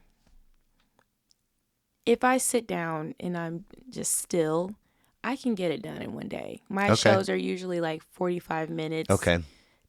Tops, maybe an hour. It just depends. Okay. So that makes it easier for me. Just kind of finding that groove of, okay, I'm going to stop at 45 minutes. And the guests just make it very easy. It's just the conversation just flows. Yeah. If I sit still, I can knock it out in a day. Usually I release a sneak peek video. Okay. Either like Monday, and then I'll post the video Wednesday. Okay. Yeah. So when you're done editing the video piece, are there still other pieces or is it just going through the upload and all the... Yeah, that's it. Okay. Do you don't have any audio, like a theme song or an intro or... I do. It's like the remix of Brandy's I Want to Be Down. Oh, okay. My friend, well, yeah, my friend, he's a DJ. He came up with some kind of way to make it kind of house music like Cool. sound to Yeah. it. So I use that. And I have other instrumentals that friends have given me that are, producers or whatever, and they've allowed me to use it. So have you ever gone to upload one and YouTube says No. you zero copyright? Well, I mean, I do have music playing during the actual interview, but it's very low. Okay. And it's a very chill, not distracting or anything like that. When you strip those from YouTube, sometimes, so they'll say it's free, but if someone purchases it and it's not free anymore, they may catch it. So there's maybe one or two, maybe three that have a copyright thing, but for the most part, no. Okay. I dodged it somehow. Yeah, that's good. I am not that lucky.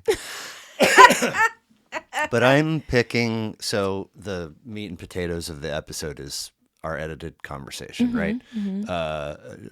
Very small audio intro, very small video promo, Okay. another tiny little audio thing Yeah.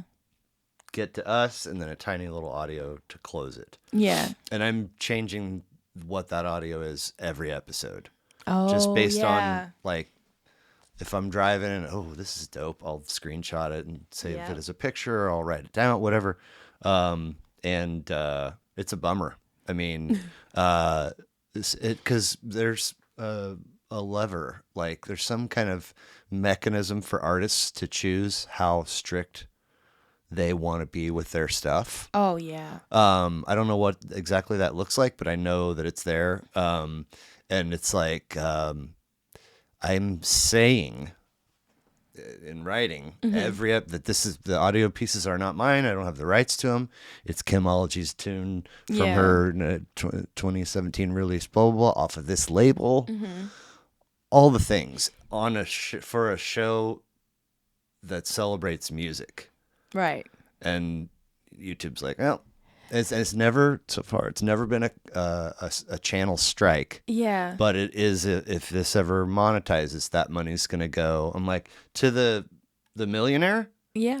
the life that has, really, my 79 cents? Yeah, they're going to snatch that from you. It's gone. Which is whatever, but it's funny.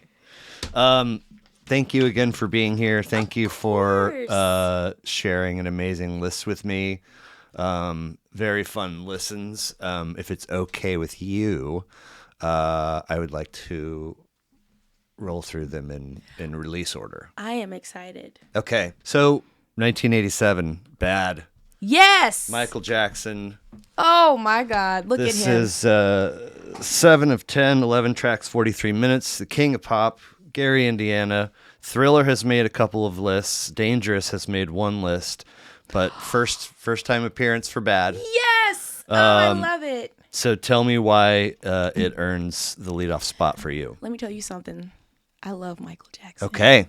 It is serious over here. Okay. Oh, it's serious. I love Michael because he was alive and we were able to enjoy him during his prime. I was born in 87. Okay.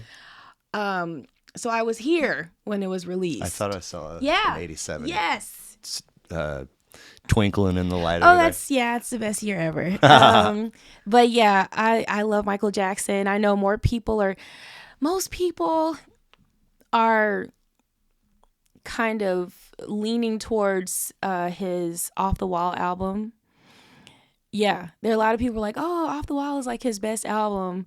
Even, of course, Thriller. Thriller, I would say... Off the Wall is Thriller's 83 or 84. Off the Wall is the one right before it. Yep, it was his debut album. Yes, I've for sure heard that. Yeah.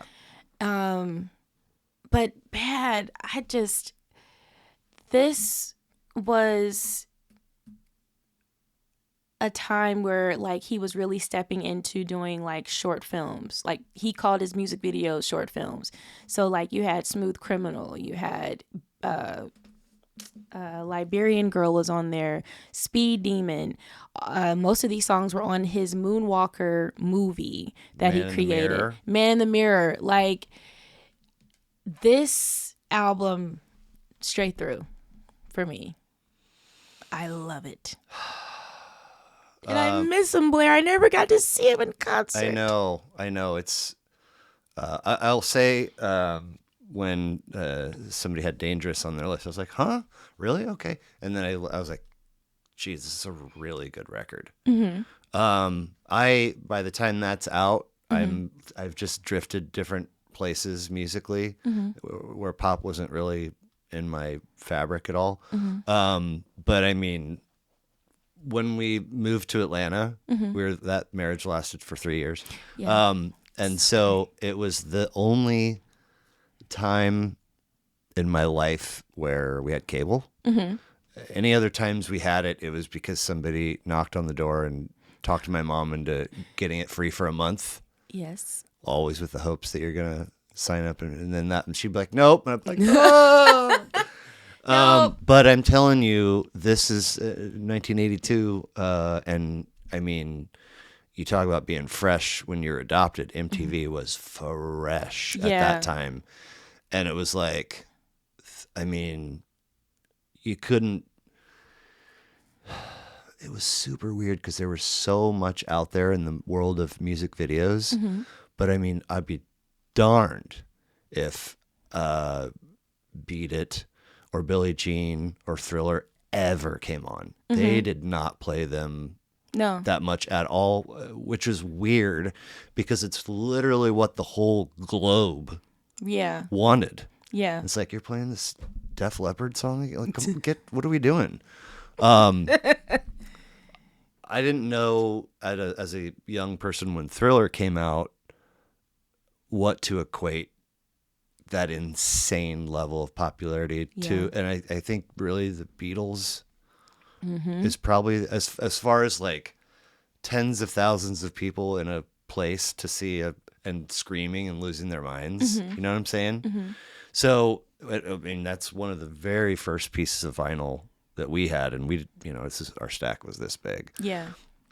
So when Bad came out, I like hustled to buy the cassette. Yeah. So I know that record well. And Smooth Criminal changed everything. I was like, I didn't know you had that in your bag. Yes. That's dope right there. But a lot of other, of course, amazing tracks from that one too. Oh yeah.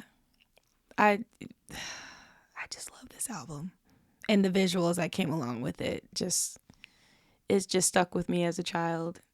Thriller scared me to death. Oh my gosh. Yeah. I didn't know if I should dance or run. And my raggedy cousins locked me in a room and played it. And I was terrified. So I always thought Michael was like magical. Like he turned into things. So I was intrigued. For sure. Not understanding that this is special effects. It's like I knew, but I didn't know. It was weird. But well, I mean, he does turn into things in Thriller. Yes. Not only on our screen, but on the screen in the movie theater. Yeah.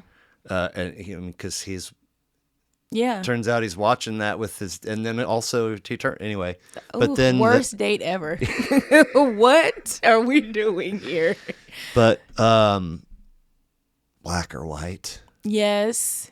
I was like, what wizardry? How are you a Panther? And how are you turning to all these people? It was so beautiful. It was I didn't have the words to describe it. Mm-hmm. They were kind of there. Mm-hmm. But it was like, here's this amazing technological display of all races, mm-hmm. both genders. There were only two then that we knew of. And you know what I'm saying? Like, and it's like, it's seamless. Yes. Every single change was like, whoa. Yeah. I believe it was John Landis who directed Thriller, and he did the American if I can talk, American Werewolf in London. He helped with that movie as well. So the special effects thing, that was John Landis. For Black or White? For Black or White, really? too. And Thriller. Wow. Mm-hmm. Wow. Well, shouts out to him. Yes. Top-notch work. No, but I see what you're saying, like, as far as, like, just it being seamless, and it's like you have a cornucopia of people, and it's like, yeah, this is how it should be. This is who's on the planet, so be nice. This is what we got. That's it for today, folks. That's it. But remember it tomorrow. Yes. This is, I mean, that run of Thriller, I think it goes Thriller, Bad, Dangerous. Is that, am I missing one in there? Off the Wall, Thriller, Bad, Dangerous, and then it was his History album. Having been sort of online as a music listener, young person for Thriller, and then this comes out, and then Dangerous comes out, it's like, this dude's, we're going to be getting records from him till he's 80. And Dangerous, it was between Bad and Dangerous for me. It's a really good record. Yes. But I mean, there was he put some stuff out after Dangerous, but not a lot. The History album was, I know disc 2 was his new stuff at that time. Okay. And then I believe, I want to say Invincible was after that. Yes. And that was it had some hidden gems on there. Okay. But I wasn't a big fan of that particular record. Okay. Because the sounds, you're having to, go with the times and try to find a sound in that weird space of the 2000s and things. Yeah. But he has some hidden gems on Invincible for sure. Okay. Yeah. Well, Bad's obviously phenomenal. And look at just the album cover of it all. Yeah. Like, this is iconic. Like, it really is. Well, it's how do you outdo the Red Jacket, etc. from Thriller? Exactly. That's how. Because I know he was expecting more wins, award-wise, and I don't think it happened. Yeah. He was disappointed with not getting, I don't know, I think he got a Grammy for it, but maybe some award. Okay. Yeah, he was trying to do as great as Thriller, but he was upset with that sucks. The outcome. Well, hopefully by the time the end was here, he was happy with it. Oh, yeah. Right? Yeah. Little leap forward to the first of 2 1991 releases off your list. This one is April. It's Cooley High Harmony, Boys to Men. First of 14. 10 tracks, 40 minutes, vocal harmony trio out of Philly. Their third album, ironically titled Number 2, has made one list for the podcast. But Cooley High Harmony is another first. Really? It was between that other album. The two album. Okay. Ooh. So sort of having access to the birth and the initial growth of MTV in the 80s, gave me some kind of self-appointed authority. Like I know a couple things. I don't know a lot, but I know a couple things. Yeah. This comes out, I'm a young high school kid when this comes out in 91, and I was like, I didn't know shit. I didn't know. Oh, you were in high school? Oh, that's even better. Just like, okay, and I'm sorry that I'm only gonna touch on the hits. You fill in the blanks. Okay. But Motown Philly was like, let's go. Yes. Like, that's what these guys are all about. And then, like, not that long after it's so hard to say goodbye to yesterday. Yes. And I was like, what? Yes. Are we? And that's the first pour out I saw in my whole life. Like, by the time Ice Cube does it in Friday, I'm like, that's some Boys to Men shit right there.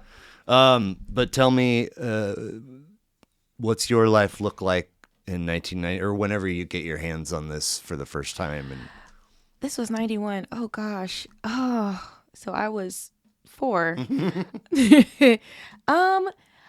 I mean, just all I can remember is just watching the music video seeing them perform, like I said, in those spaces like the Arsenio Hall show. They had a lot of award shows back then, like, of course, the Grammys and the NAACP Image Awards. I remember we watched that faithfully. Yeah, I mean, I'm just 4 years old, probably in my windbreaker, busting a move somewhere. But just even at that age, realizing just then how good of a record Motown Philly was, and just the album as a whole, because I know my brother had it, and just knowing then it was just good. It just, I don't know, I can't describe being that young, but knowing that this body of work was amazing. Absolutely. Yeah, it's weird. I fashioned myself as whatever level of singer in the car. With it loud enough that yes. I'm not actually hearing what I'm. Oh, okay, you're drowned out. But it feels like I'm on pitch. Yes. Right? And then in the shower, of course. And then again, it's so hard to say. I was like, oh, I'm not a good singer. Those are good singers right there. And they're just, I don't know. They could sing a cappella. And that was a time where people could just sing. Yeah. They didn't need all the fluff, all the things. They could just sing. And the fact that they were influenced by New Edition, which is another group that I absolutely love, that's even better. They're named after one of New Edition's songs, right. Boyz II Men. Yeah. So, yes. And I've seen them in concert. Really? They're wonderful. Yes. When they came to the Kaufman. Okay. It was beautiful. Of course, they were just down to 3 members. But it was still great. It's sad that the 4th member is not a part. I believe it's because of health reasons. Okay. And maybe some internal things as well. Sure. But yeah, this is Boyz II Men is I would say my favorite boy band of all time. Absolutely. Yeah. Super cool. So staying in 91, but moving from April to November. Oh my God. Tevin. Tevin Campbell. Tevin Campbell, yes. Jesus. First of 4, 13 tracks, 55 minutes, singer-songwriter, musician out of Waxahachie, Texas. Mm-hmm. Beyond That, where he's from, and a Strawberry Letter 23 cover on this record. I know nothing about this guy, so tell me all the things, please. Tevin Campbell. So he was kind of Prince's protege. Yeah. Really? Yeah, he came up with Quincy Jones. I think that was like his goddad. But I think maybe Quincy produced the Strawberry Letter cover on here. Him and Albie Shore, I believe, produced this album. Okay. And this was his breakout album. I had the biggest crush on him. And this was an album. I didn't have the CD, but my brother did. And he would play it faithfully. And I would just be in the other room listening to it through the door, or, of course, invading his privacy and dancing around. But another person who was just a flat-footed singer. Like, if you listen to his voice, you can compare him to Whitney Houston. I hit play and I was like, wait, what? Am I on the? I was like, am I on the right? I was like, okay, yeah. Yeah. Have you heard of Tevin Campbell? I literally nary a mention for almost 51 years. Are you kidding me? Until I read your. You didn't. What about the song "Can We Talk"? Can we talk for a minute, girl? I want to know your. Okay, it's all right. I'm sure you've heard it. Maybe. But that's him. Okay. That was his later album. But yes, this was just a really solid album for me. Very nostalgic.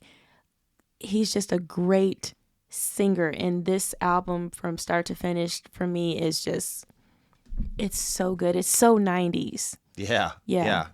Man, I'm getting I'm longing for the opportunity to go back in time and have a quick peek at your brother's music collection. Oh, it was crazy. Oh, it was crazy. But yeah, Tevin Campbell. Oh, this is a great album. Nice. So 2 years ahead to 93. Yes. The self-titled Tony Braxton record. First of 9, 12 tracks, 53 minutes. We've gone Indiana, Pennsylvania to Texas, and now Maryland. Over 70 million records sold worldwide.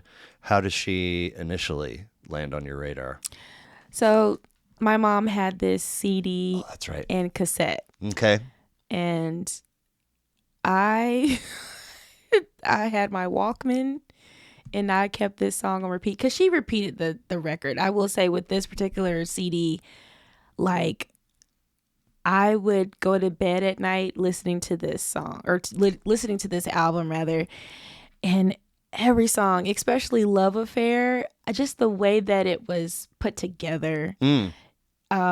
This was produced by Babyface. Yeah. Yeah.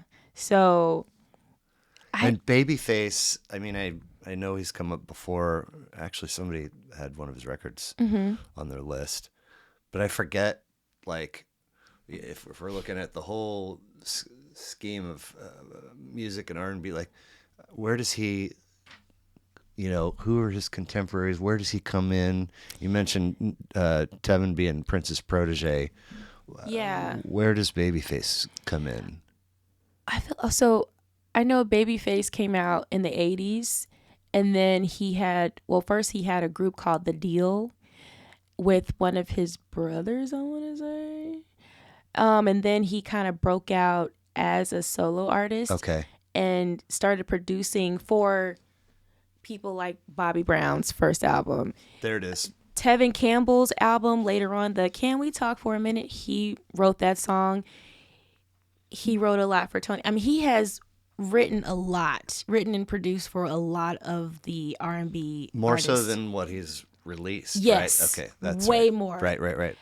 I mean, I can't think of it off my head right now because we're in the moment, but I'm sure if someone named something, you'd be like, oh my God, I didn't know he produced that. But yeah, he produced Toni Braxton's album, and this album is just freaking amazing. And just seeing a beautiful Black woman, you know what I mean? And just her being so just, I don't know, I can't describe how, like, she just has some swag about her. Her voice reminds me a little bit of Anita Baker. Okay. Yeah, just, I feel like this is her best album. Nice. Swag for sure. I mean, her name alone, like, there's like an incredible amount of notoriety. Yeah. If my MJ's the king of pop, I mean, she's got, I don't know exactly what it is, but she has a moniker, a place, a label. Absolutely. In R&B too, and much respect. Yeah. It was a fun listen. Yay.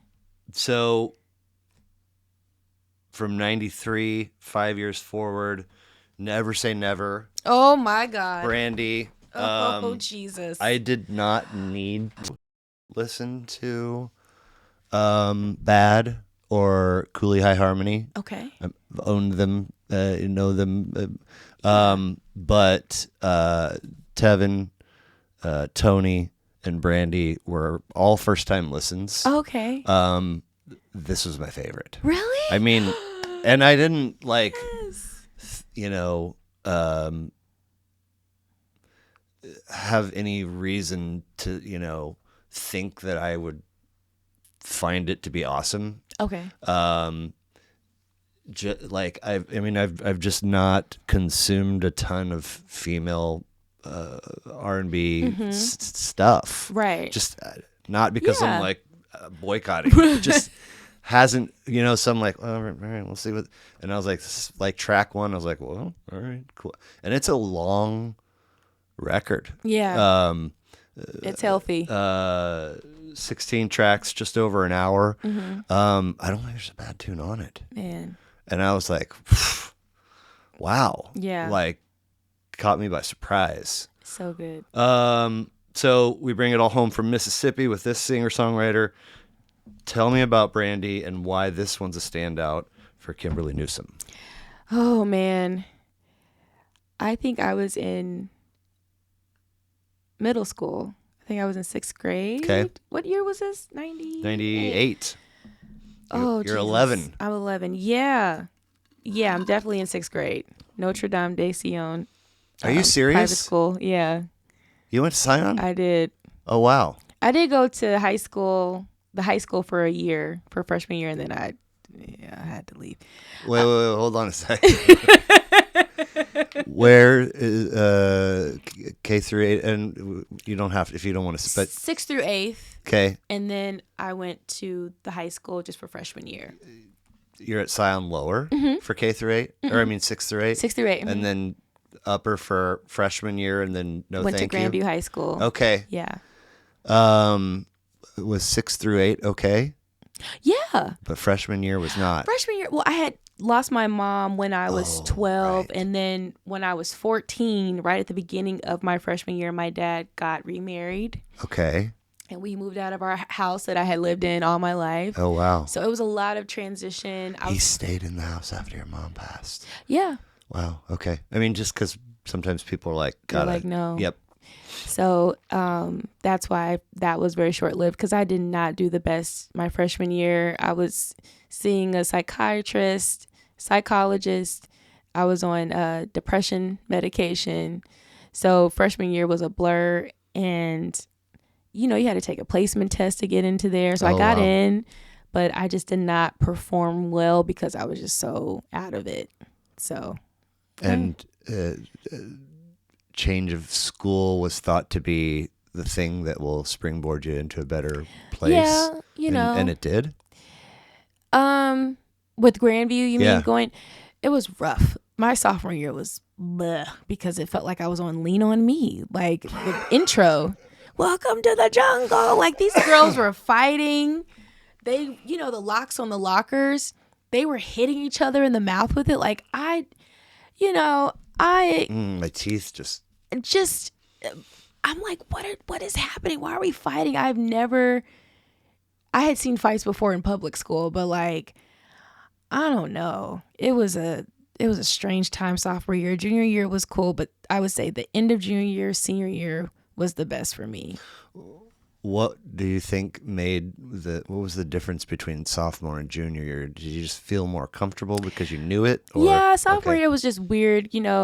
Going from private school to public school, it is like day and night, unfortunately, and it shouldn't be like that. But people would be like, "Oh, you went to Scion, so does that mean you're gay?" I'm like, what? Like, I thought you were gonna say rich. That too. Okay. Like, gay. Listen, I'm like, get me up out of here, because the goal was to go there for a semester, or maybe even a year, but more so just a semester and then go back, once I raised my grades, and we just never went back. My grades improved, but okay. Yeah. Huh. Very interesting. So, my daughter is a week and change, away from turning 15. So she's a freshman right now. Okay. My boy is 12, so he's in 6th. They both went to St. Peter's, which is 2 blocks over. Yeah. And we've had a lot of basketball. Oh. We still have a lot of basketball in our lives, but so we play through the parochial league of Kansas City. So we only play Catholic schools on the Missouri side. So like right here, I mean, there's north of the river stuff and other places, but right here, sort of centrally, is St. Peter's, St. Elizabeth's, Viz, Scion, and I've coached both of their teams. And so you kind of know some folks living right here and having kids at St. Peter's. Kind of know some folks from Viz, kind of know some folks from St. E's, and Scion's both lower and upper. Is the next closest, but never have really known too many kids that go there. When she finished 8th grade last year, some of those girls, in fact, some of the girls I coached, chose Scion after shadowing, whatever St. Teresa's and Miege and Scion, and there are some girls that were like 1,000%. This is my jam in terms of Scion, and I don't know what set it apart for them. Yeah. But it's, and has seemed like there's good communities in both lower and I don't know. Yeah, it was great. My experience at Scion, especially Lower Scion, was it was fun.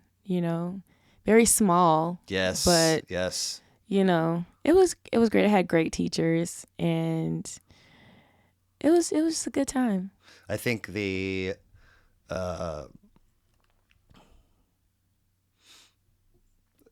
championship for his grade has been the actual final championship game has been at Scion Lower like a couple years running. And we definitely will have regular season games there. Yeah. And it's, very sparsely populated for those, but everybody comes to the championship. I mean, so it's a kind of a, if you're there for a regular season game, it's kind of one of those gyms where if you say something a little bit too loud, your voice carries. And then it becomes this raucous, crazy, you know what I'm saying? It's a weird mix of experiences in that gym. Oh gosh.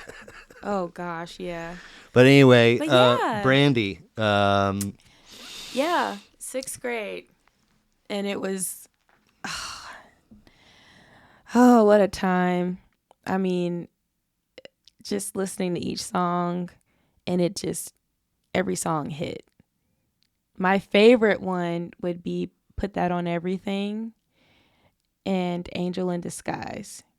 Those are my favorites. Okay. But just the sound, it was very, I know this was like the late 90s, but it's just a good solid album still to this day. Well, she has a lovely voice, and this is not a knock on any of the other records from your list, but the production quality on this, the sound quality, I mean, everything is real crisp and nice, and I feel like sometimes with a vocalist, that stuff sort of becomes backdroppy, the music piece, but it's elevated to a nice place on this record. Yeah.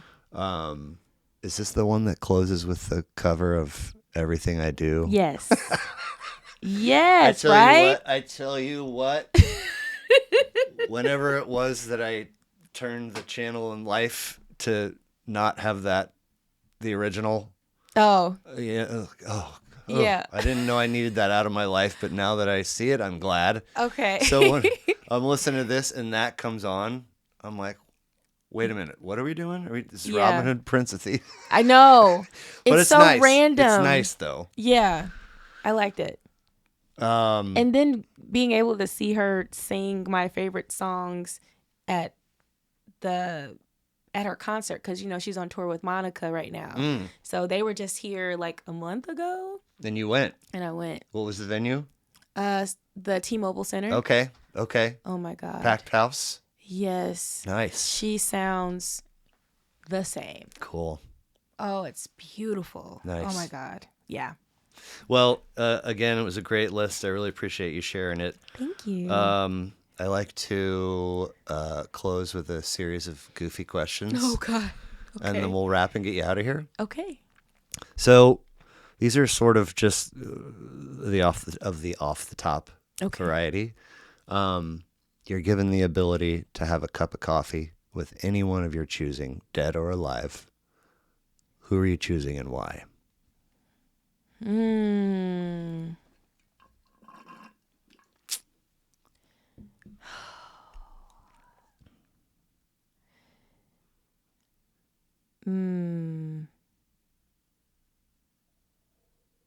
would say my mom. Okay.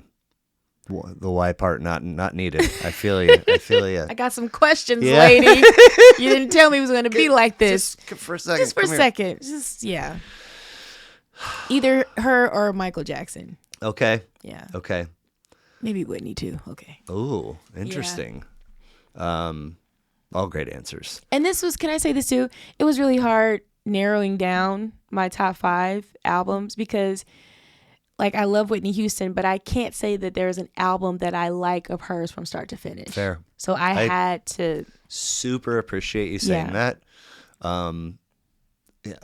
I guess unlike you, like I get, episode 1 out and I get episode 2 out, and then I kind of hit a stride and I'm like, okay, I'm building a little bit of muscle memory. I kind of sort of know what I'm doing.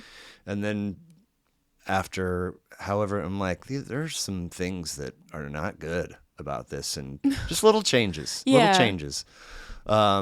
And it never occurred to me in a million years that I would be talking to people who, when they came online musically, it was LimeWire and Napster, and people weren't buying albums anymore. Oh my God. And there's people right now that like their whole music world is playlists, and they don't know anything about the 1998 record that Brandy put out, and it's just that's strange. Is it on my thing? It's like, oh God, which is fine. Yeah. I didn't. That's not who I am, and I didn't consider whatever. But I like. I do think the album is an artwork that should be treasured. Yeah. And shared, especially as we sort of drift into, now you've got some artists that just drop singles because it's quicker and cheaper and get it out. Well, yeah, you got to do what you got to do. I don't like it either, but I can't go, hey, stop. Don't. Cut it out. Yeah. So if we can pretend or imagine that we all have a personal and a professional bucket list. Mm-hmm. You're given all the necessary resources to go knock out number 1 on each of those lists. What are those number 1s? Oh my God. Oh my God. I would say to produce or create my own film that's in like theaters. It's a serious deal. The other one would be to create music, either writing for people so that they can sing it and it's placed in a show or film, or if it's just me singing it, either or.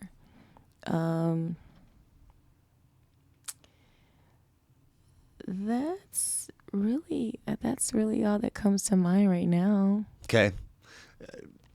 Tell me if I'm wrong. Those both feel, if we want to be particular and anal, it feels like both of those would go on the professional. And sometimes they're one and the same for folks. Do you have a personal thing, or does that scratch all your itches? Oh, personal thing. Oh, God. Oh, Jesus.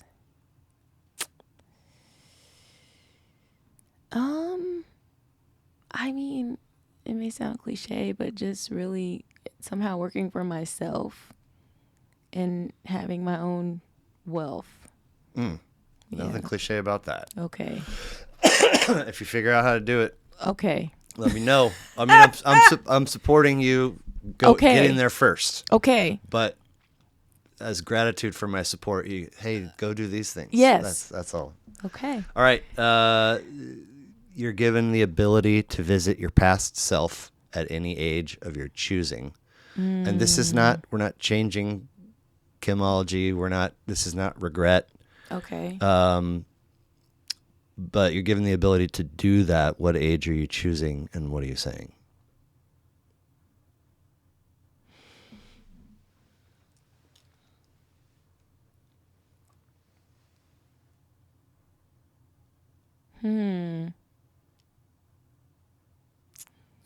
I would say, oh God, that's so tough. The first thing that's coming to mind is when I was a freshman at Mizzou. I would just tell myself to focus and also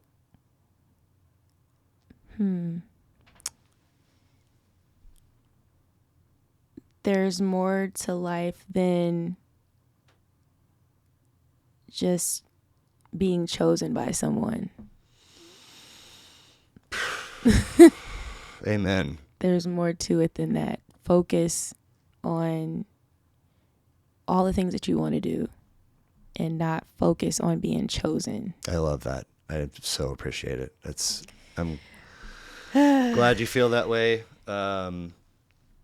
It's a good message. Yeah.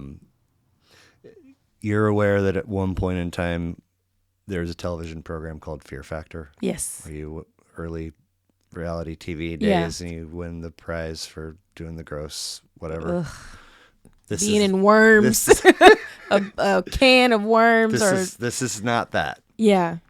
This is real life. You have to get from point A to point B, but in the middle is like your biggest source of either willies, heebie-jeebies, anxiety, actual, whatever it is. But you got to get past it. What is it?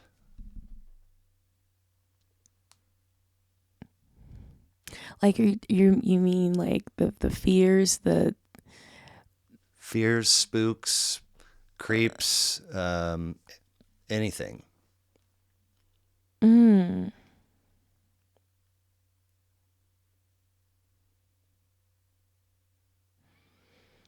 Oh, these are great questions. Oh my God. Some folks are just like, yeah, spiders. For me, if you've seen Kill Bill, Mickey Rourke chloroforms Uma Thurman and puts her in a coffin and buries her. Oh gosh. And she wakes up. It's that and the what was that Titanic submersible thing that? Oh my God. It's. Why did they get on that? It's that I don't know. Why did they do it? Imploded. I know. Imploded. So and people are always like, oh, claustrophobia. And I'm like, no, I think it's the fear of a psychotic break. Because in either of those situations, I am going 35 flavors of crazy. I think that would be mine. Seriously. Really? No, yeah. Like, you ever just going through life and like a little something, you're like, dude, that was crazy, that little thought sequence you just had. Don't tell anybody about that. Yeah. Or not quite so grave, but you know, you see somebody that you've known for a long time and they go through some kind of sequence of events that results in a psych, and you're like, I could see that happening to. Yeah. That scares the shit out of me. That scares me too. Not having control over my mind. Yeah. Because I developed really bad anxiety. Well, at least I noticed and was able to call it what it was back in 2014. I was getting on a plane heading back from DC to here. And when I got on the plane, mind you, I've been on plenty of plane rides. I've been to Cairo, Egypt. I've been to Europe. I've been everywhere. And I was riding alone. And I got on. And as it was pulling away from the gate, I don't know what happened. I was like, oh, God. Oh, God. And so the flight attendant came by. I was like, hey, if you have any drugs or something you can stab me with that can drug me, please give it to me now. She's like, are you okay? I'm like, no, I'm not okay. And I was having a full-blown panic attack. I had to get off the plane. I did. Had it already pulled away? It was pulling away. And I was like... They pulled back up? Yeah, and they had the paramedics waiting for me. I was so embarrassed because, like, I did not want to cause a ruckus, but I didn't know what to do. It was just... It's not when it's in the air. It's when it's pulling away. I don't know what it is. I don't know. And I think just traveling with my dad and my family may have distracted me as a kid from, I don't even know. I don't even think about it crashing. It's just when it's pulling away and I'm not in control, maybe. That's the moment where the control is now. Yeah. Yes. Somebody else is like, I got Kim's life and it's stuff. Small. It's like, I don't know, Blair. I don't know. So this was when? 2014. Oh, right. Yeah. And then you've been on planes since? Yes, I have. And? I just need to take like a NyQuil or Benadryl or have a little drink or two, and I'm fine. Okay. Can't go in there raw. I can't. Nope. I'm not raw dogging those I'm flights. not raw dogging the fight. Here on the Kimology Show. I'm not. Give me some drugs. The good ones, not the illegal ones. I would need the real. Right. I got on a plane in Austin to fly to Houston to fly back to KC. Mm-hmm. And I was in real bad shape.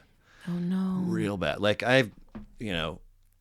3 square meals and 8 hours of sleep and plenty of water. I still got anxiety getting on that plane. I was not any of those things. Mm-hmm. So it just ratchets up. Oh, gosh. And this is, it's like 2 seats, 1 seat. No. And the beverage cart, is a challenge for them to get it down the aisle. That thing takes off, and I'm like, I know I've said this before on most of the flights that I've been on, but without question, this is the one I die on. And so I was like, I couldn't find that fix to get me out of it. And be like, all right, usually some water, some deep breaths, and close my eyes, put on some white noise, whatever. Yeah. Couldn't find it on this particular case. Jesus. And here comes, and I was like, I have to say something. Yeah. This is beyond. And I'm like, excuse me. And she, so loud because it's such a small plane. Yeah. And I had to say it. I was like, God damn. I was like, hey, excuse me. Yeah. And she's like, what's going on? I was like, I need some help. I'm not feeling well. Yeah. She's like, what do you mean? No. And I was like, that's not funny. But why did she say it like that? I don't feel good. Like, I need. And she goes, sir, are you suggesting we divert? And I'm like, will you keep it the fuck down? Sister. Shh. I was like, never mind. That you just washed me with a blanket of shame. Yeah. Because people were like, right. I was like, cool. Now they're concerned. They think I'm a terrorist, ma'am. Never ginger ale, please. Bring them peanuts out of here. Oh no. Yeah. Whatever. It's weird. Yeah. Oh. Last but not least, please complete this for me. Okay. The world would immediately become a better place in which to live if only Donald Trump was not our president. God bless you. First, a lot of people are afraid to say that. I'm not. Okay. I'm a black woman in America. Yes, you are. Okay. Yes, you are. Man, I am so removed from the ire of looking at him or hearing him. It's not that anymore. It's the folks that are still out there going, amazing. What? Throw yourself off a cliff. Yeah. What are you talking? Yeah. I'm just trying to get through this term. I just have my head down. I try to, stay informed, but it's frustrating when it's just always something. It's not, and it's not to compare a black man to a white man, but when Barack Obama was in office, at least the man was reading to the children. At least he was being presidential. He was for the people. He was active. Even presidents before him as well. It's like with Donald Trump, it's like, dude, what are you doing? What are you doing? Are you helping the children? Are you going to the classrooms? Please. What are you doing? So it's just weird. I feel like we're in foster care right now. I remember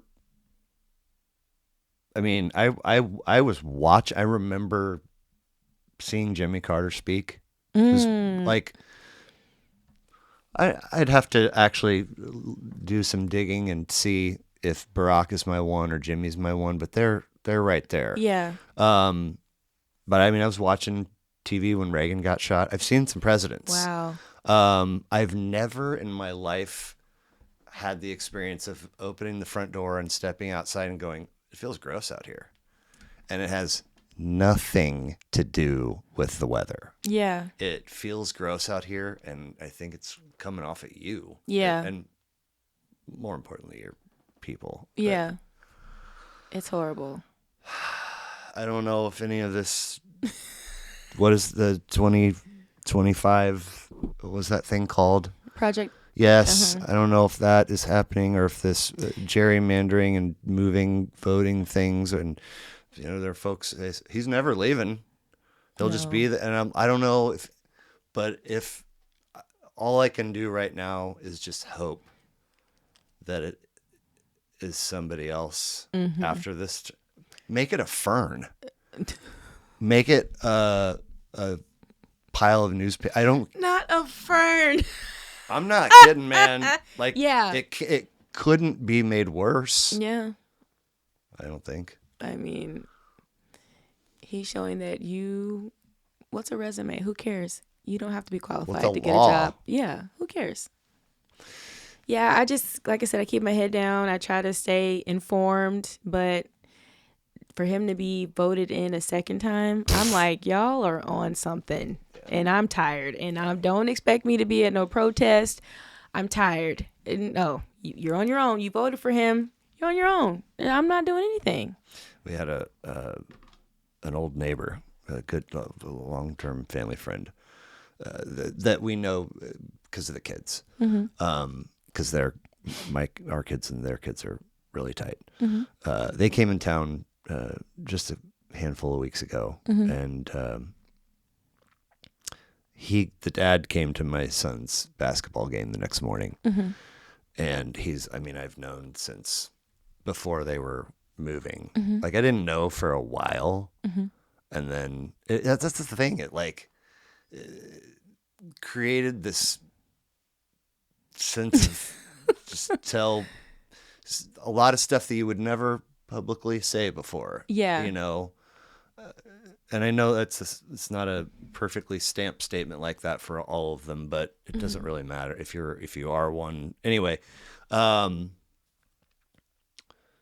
so I was saved by the bell in this circumstance because we get there and he's lacing up and warming up, and now the game's about to start and they show up.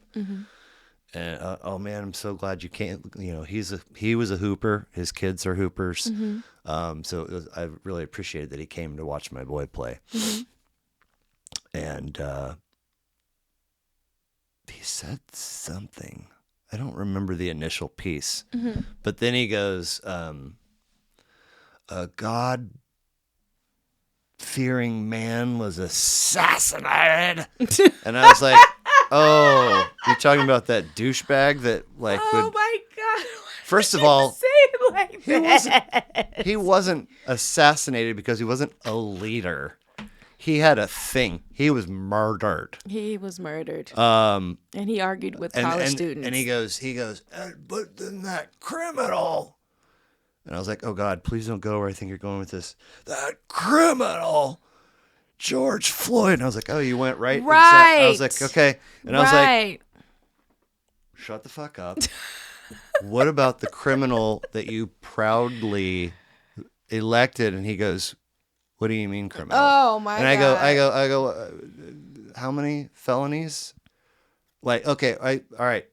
We have to pause on opinion and we're going to pivot to facts for a quick sec. That doesn't mean how anything. many felonies? And he goes, what, according to MSNBC? Please. And I was like, is this, and I swear to you, Kim, in that moment, I go, wait, is it not just accepted across the fact that the courts, I wasn't in the courtroom for these things, but the courts found, okay, so why is that not, I know you don't have the answer, but at that moment, there always has to be a parent from one team at the scorer's table to run the scoreboard, and a parent from the other school's team to keep actual score and fouls. And coach goes, I need help from, and I was like, please, I got it. Love you, brother. But no. And then we reconnected once the game was over and walked out to the parking lot, and that conversation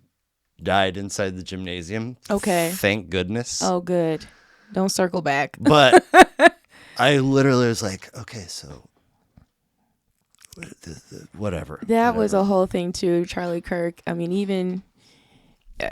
Everybody was coming to his defense because they felt like, my thing is, I don't like forced sympathy.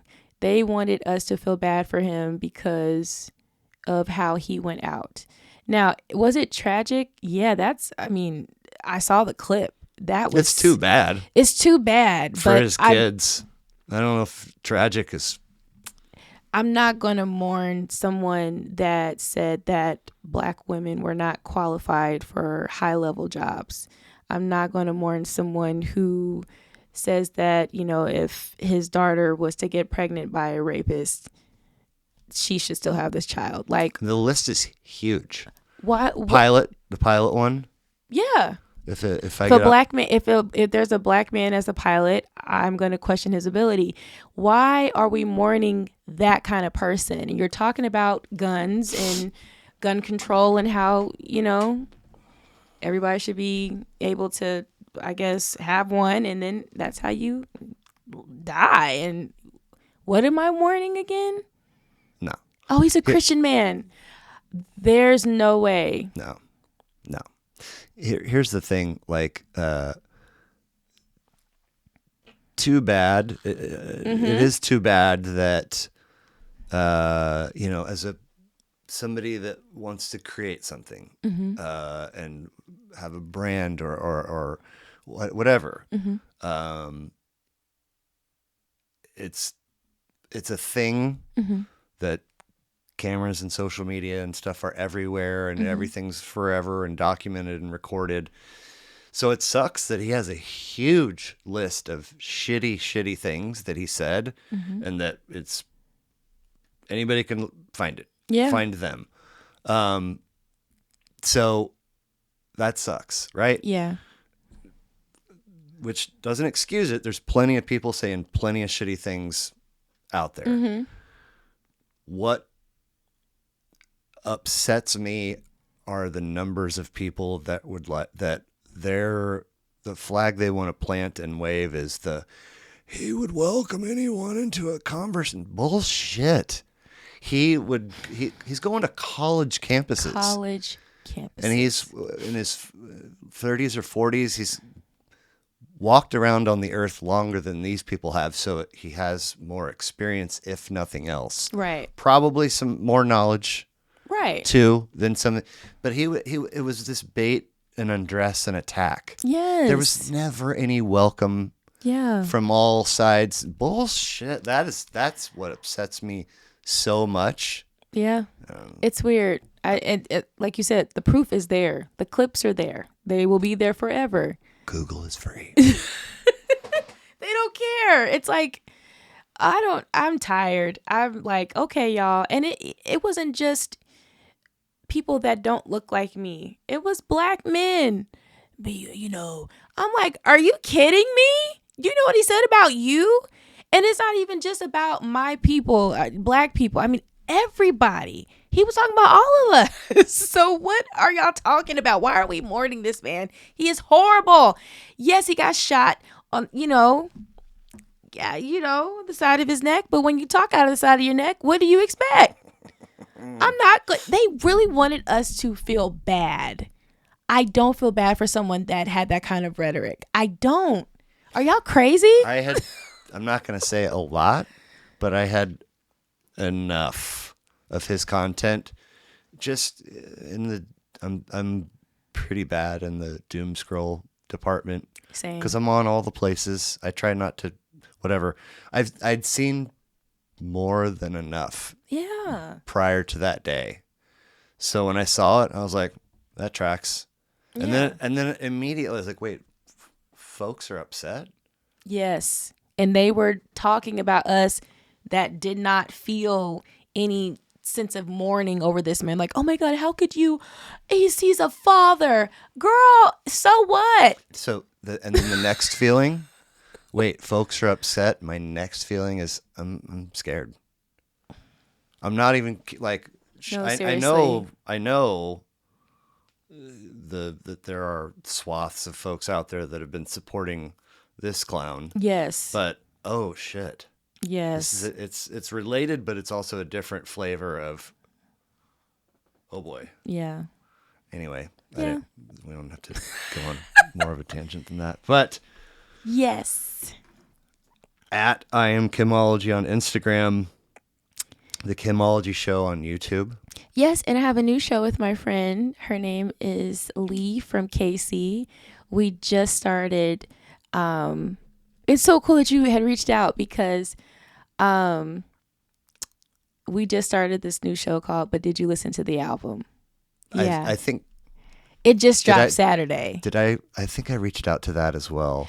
You reached out about the Stay in Your Lane song that I did with Kemet Coleman, the streetcar song. Yeah. Okay. Yeah. Sorry, go ahead. Keep going. But no, yeah, we just dropped this show. It's kind of similar to yours, which was so cool, the fact that you reached out, but we're just going through random albums, just going through the track listing of it all. The first one we did was Johnny Gill's self-titled album. Okay. So, yeah. When I hear, I don't know why, but, it's sort of like that Boyz II Men Yes. New Edition. When I hear Johnny Gill, immediately my brain goes, Keith Sweat, Yeah. like, don't forget. I'm like, I wasn't gonna. Jesus. No, yeah. And our signature thing that we're trying to create is we're trying to look like whatever album we're talking about. So we drew in a mustache. And it is so great. So Nice. Yeah. Very nice. Okay, so I am Kimology on Instagram. Yes. The Kimology Show on YouTube. Yes. But did you listen to the album? On Podcast YouTube. with Lee from KC. Other plugs. Go listen to 5816 Forest by Tech N9ne. I'm on 3 of those songs. What I Do, Excited, and Living in the Sky. And I know why, I think, but you went like small face and small voice to say that. I think there should be a little hey. What's up? It's your girl from. Oh no, my God! I'm kidding. I'm trying to. You should be. You are proud, right? I am. Yes. I'm just very. I don't know. It's a weird. It's weird. I don't want to come off like cocky, like, okay, girl, we get it, but yeah. My next guest. Is there anything that you had hoped that we would cover that we did not? I don't think so. Not that I can think of. Okay. Well, again, I say this all the time, but the outreach piece is just one tentacle of the thing. And sometimes, you never hear anything or some dialogue happens and then it drifts. Yeah. Sometimes hey, I'll do that. And then, I ask for the list before I give you the dates so that you feel a little committed to doing the thing. But it never, it has to go all the way to the person showing up and sitting in the chair. So I'm always really grateful when that happens. And I'm very happy that you agreed to do it and gave me a huge chunk of your Tuesday evening. And I'm grateful to be here. When people ask me to be on their show, especially if I've never heard of your show, I'm excited about it. I had to do it. And the fact that you gave me a homework assignment, I'm like, oh my God. I gave you a homework assignment coming in, but I've given you another one going out. Yes. Blue John. Blue John. That's yes. Right. I'm glad you said that, and I'm happy that you feel that way about if I've never heard of your show, because I think a lot of times, and I'm just speculating, I think a lot of times, how many Instagram followers do you have? Like, I don't care. Well, and I'm celebrating that about you, because I think a lot of folks are like, you have 90 followers? Go fuck it. I don't want to do. I'm busy, bro. No way. No. I saw your YouTube channel and you have several episodes and I watched a few of them. And oh, I'm really? like, yeah. How did you choose? Just randomly. Okay. I was like, cool. Okay, there's a lot. Let me just click on a few. So I knew the setup and everything, because I didn't want to just go in cold turkey. Right. Right. I'll try to familiarize myself. So I was very grateful that you reached out. I thought you were spam at first. Oh boy, because what should I change? No, I 'tis the season for spam emails and Yeah. things. And sometimes people like say, hey, I saw your Instagram page. I'd like to collaborate. Those kinds of. Oh. But you can tell when it's legit and when it's not. Okay. So I was just very grateful. Cool. Yeah. Well, I'm grateful too. It was really nice to meet you, and Too. hope to talk to you soon. Yes. Thanks. All right.